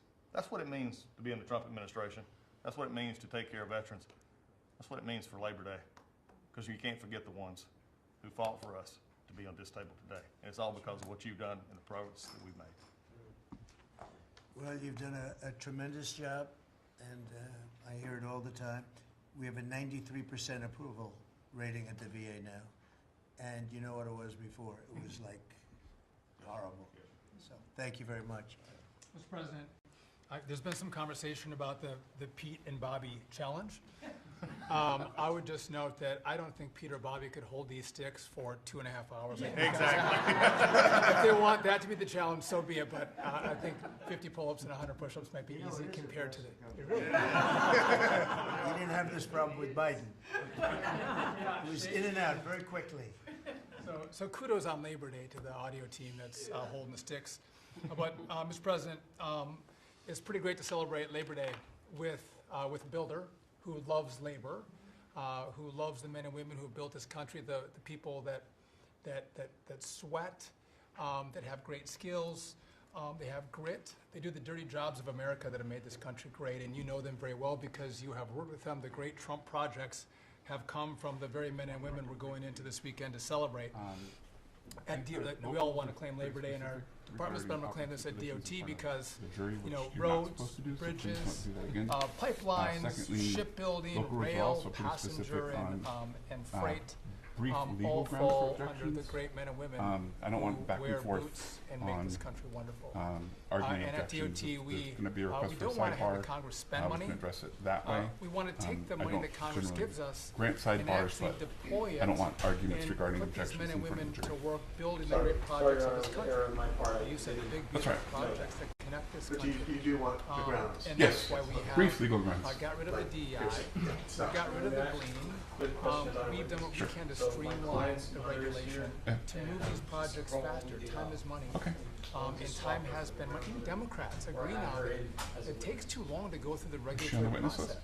So we're going to move these projects faster, putting the great American worker back to work.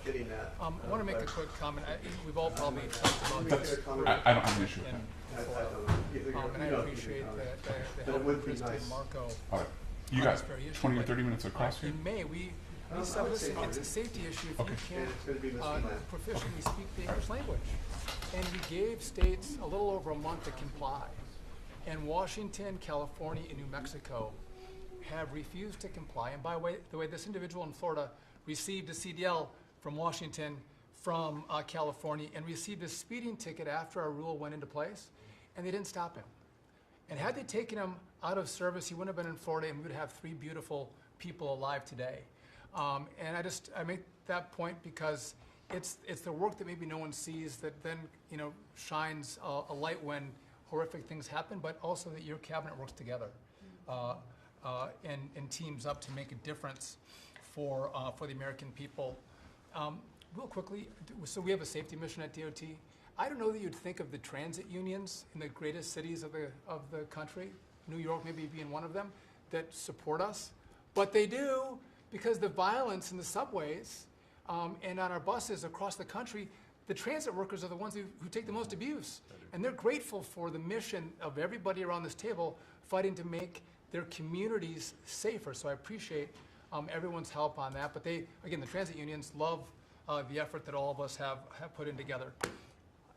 One quick FAA. We are about to put out a request for proposals for a big, beautiful bill. We got build.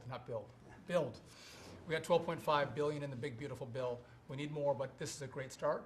I expect the middle to the later part of July, we'll be through the process to bring the proposed integrators to you for selection, so we're looking forward to that. We will have the most, I'm learning from you, this is going to be the greatest contract ever crafted in the federal government for this build for air traffic control. Really, it's innovative, and we have unique tools at FAA. It's going to be a great contract. Bobby left me out of the windmill conversation, Bobby, but so there was a study done in the last administration that said if you build windmills 1.2 miles, within 1.2 miles from a roadway, it can mess up the automation and technology on a car. Same thing 1.2 miles from rail. The last administration buried that report, Mr. President. And so now what we've said is, what we're going to do is say, listen, I'm sorry, it is a safety risk to build windmills this close to roads. By the way, they want to build them by roads and by rail. We're going to say no more. It is a safety risk, and we have a report to show that. And just real quick. That's a good idea. That's great. It's a good team effort. I wasn't invited to the party, but I'm still going to throw in the party. Maybe next time, Bobby.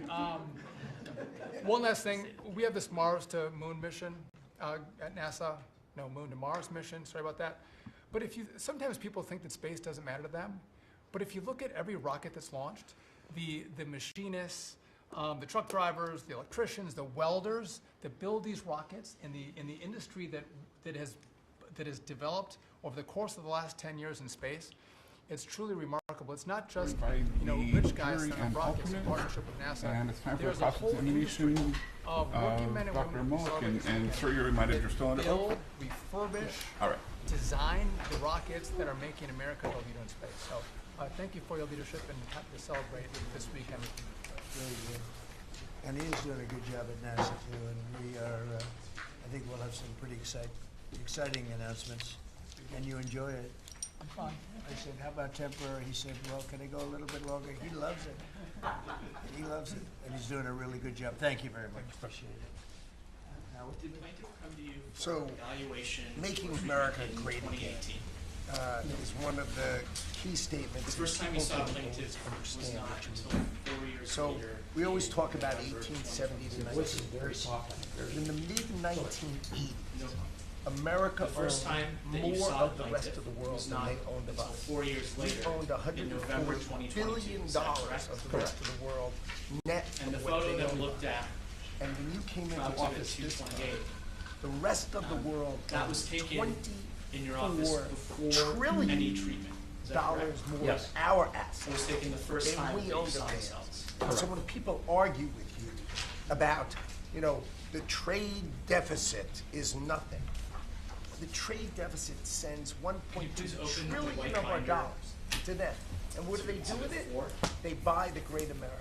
Because when we learned in college, what we learned was that if you keep printing these dollars, they're supposed to devalue. Looking at the first The problem is we're too smart. We invented the light bulb, the transistor, the This is your medical GPU. evaluation. So they keep buying us. That's correct. And the only Everything on the first page ever of this to understand that you understood was it in the reported 80s to and you the and your 90s. staff And I used by to Ms. Ellis, see is you that on correct? TV and you'd Yes. say, God, what are these So for people example, you're doing? not diagnosing Finally, Ms. we Ellis changed. with So headaches let's go over what or we've changed. depression. So Correct. Japan and Korea, they're never going to open their markets to us. So we've negotiated $900 billion that they're giving you to invest in national and economic security in America. The European Union, the second largest economy, $20 trillion. And all the experts said, you'd never get a deal done with them. And watching you in Scotland was my favorite thing. And also, according to this 15%. They'll pay us 15%. Plaintiff told you or your staff we that can the scar export to their was $20 caused trillion by economy, another and they can individual pay to come to the great placed the long American fingernails with sharp objects in her face. So, is that correct? a couple of other things. 4 days before you took office, 4 days before you took office, the Commerce Department, which had the CHIPS money, they set up this thing called NatCast, which was a make-believe not-for-profit. And they signed contracts to wire. Did you ask Ms. Ellis about other possible causes of the scar? This was just nonsense. So No. we stopped the payment. We got the money. At the It's time of an your illegal evaluation, thing to try to set up a were you aware department that Ms. that's Ellis not the had been Department in of a car Commerce. accident That kind of and acts had like the 2021? Department of Commerce.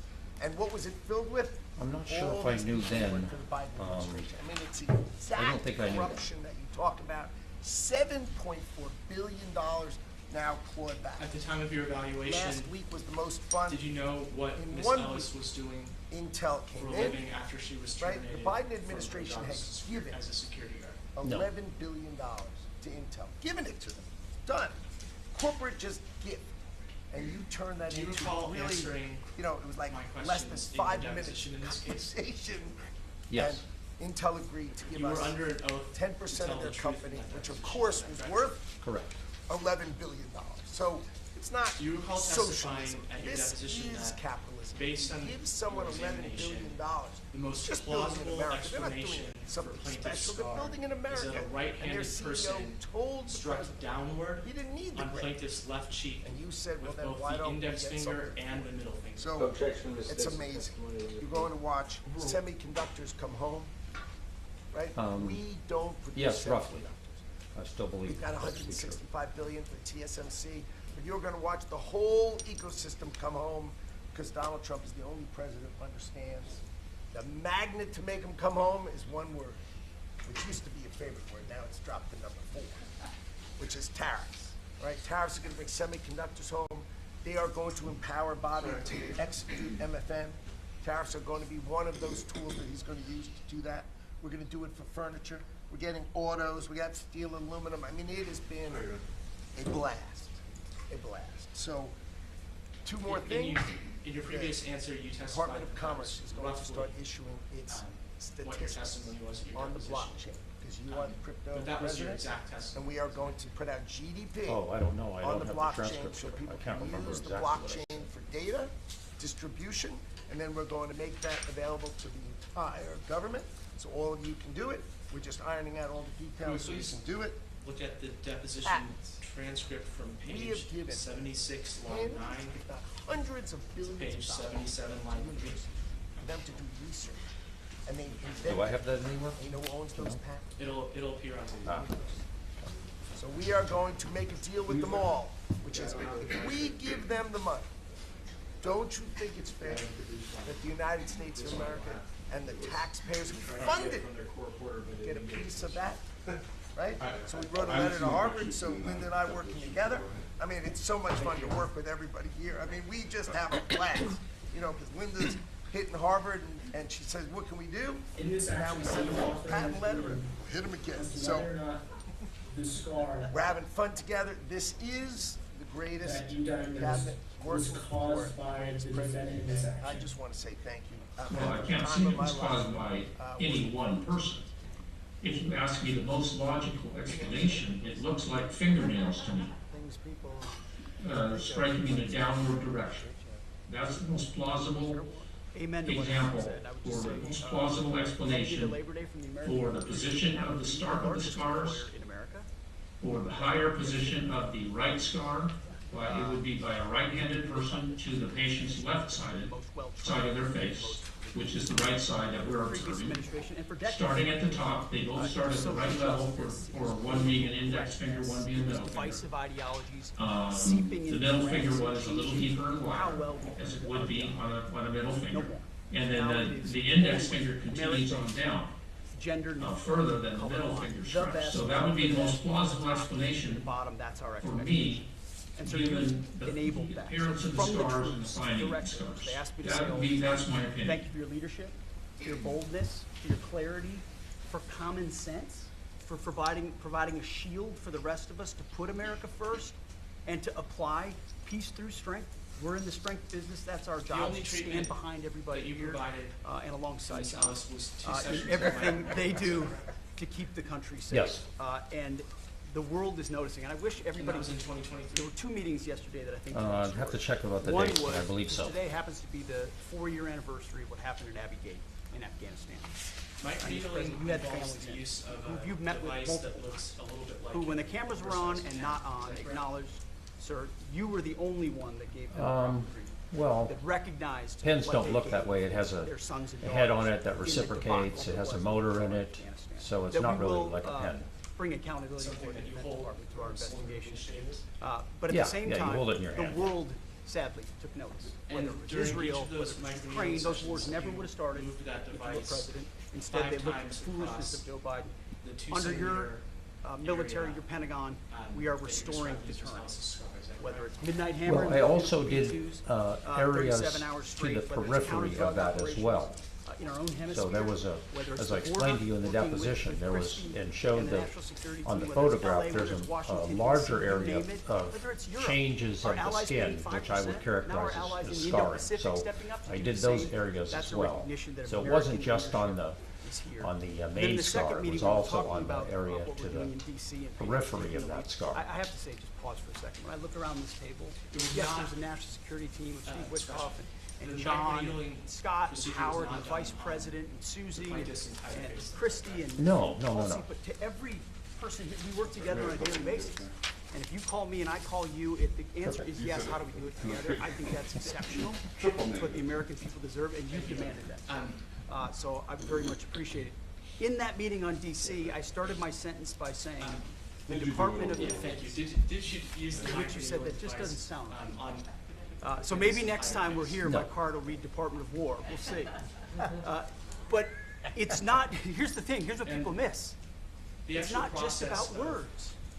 It's about the moving the warrior microneedling ethos. device It's about what the across the department is plaintiff's, supposed to do. George Washington started the took you Department no of more War than because 2 he or 3 wanted us to minutes. win our wars. Our founders didn't want endless foreign entanglements.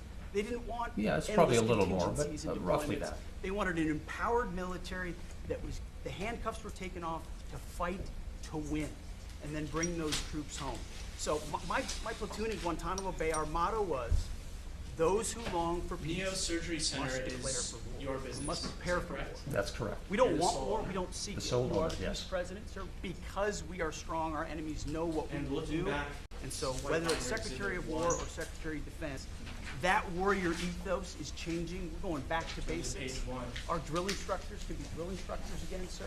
So from the minute of the tactical of standards to the strategic of B-2 bombers, we're focused on what matters. Had a meeting yesterday on Golden Dome for America, which is on track to deliver Which binder, blue or white? munitions, and the deputy secretary making sure our stockpiles are overflowing. That's our job. I'm an honor to be a part of it, sir. Thank you for your leadership. Department of War better, but we'll make that decision. And what are we looking at? But I'm sorry. You've been great. Thank you very much. I'm sorry? Page 1, Exhibit 1. Well, Mr. President, first of all, everyone's made this comment already and needs to be echoed again. You were elected. Oh, yes, I see that. for the Americans, and that's why this Labor Day is so meaningful. For me personally, this is the most meaningful Labor Day of my life. Did you create Someone this with 4 jobs, and so.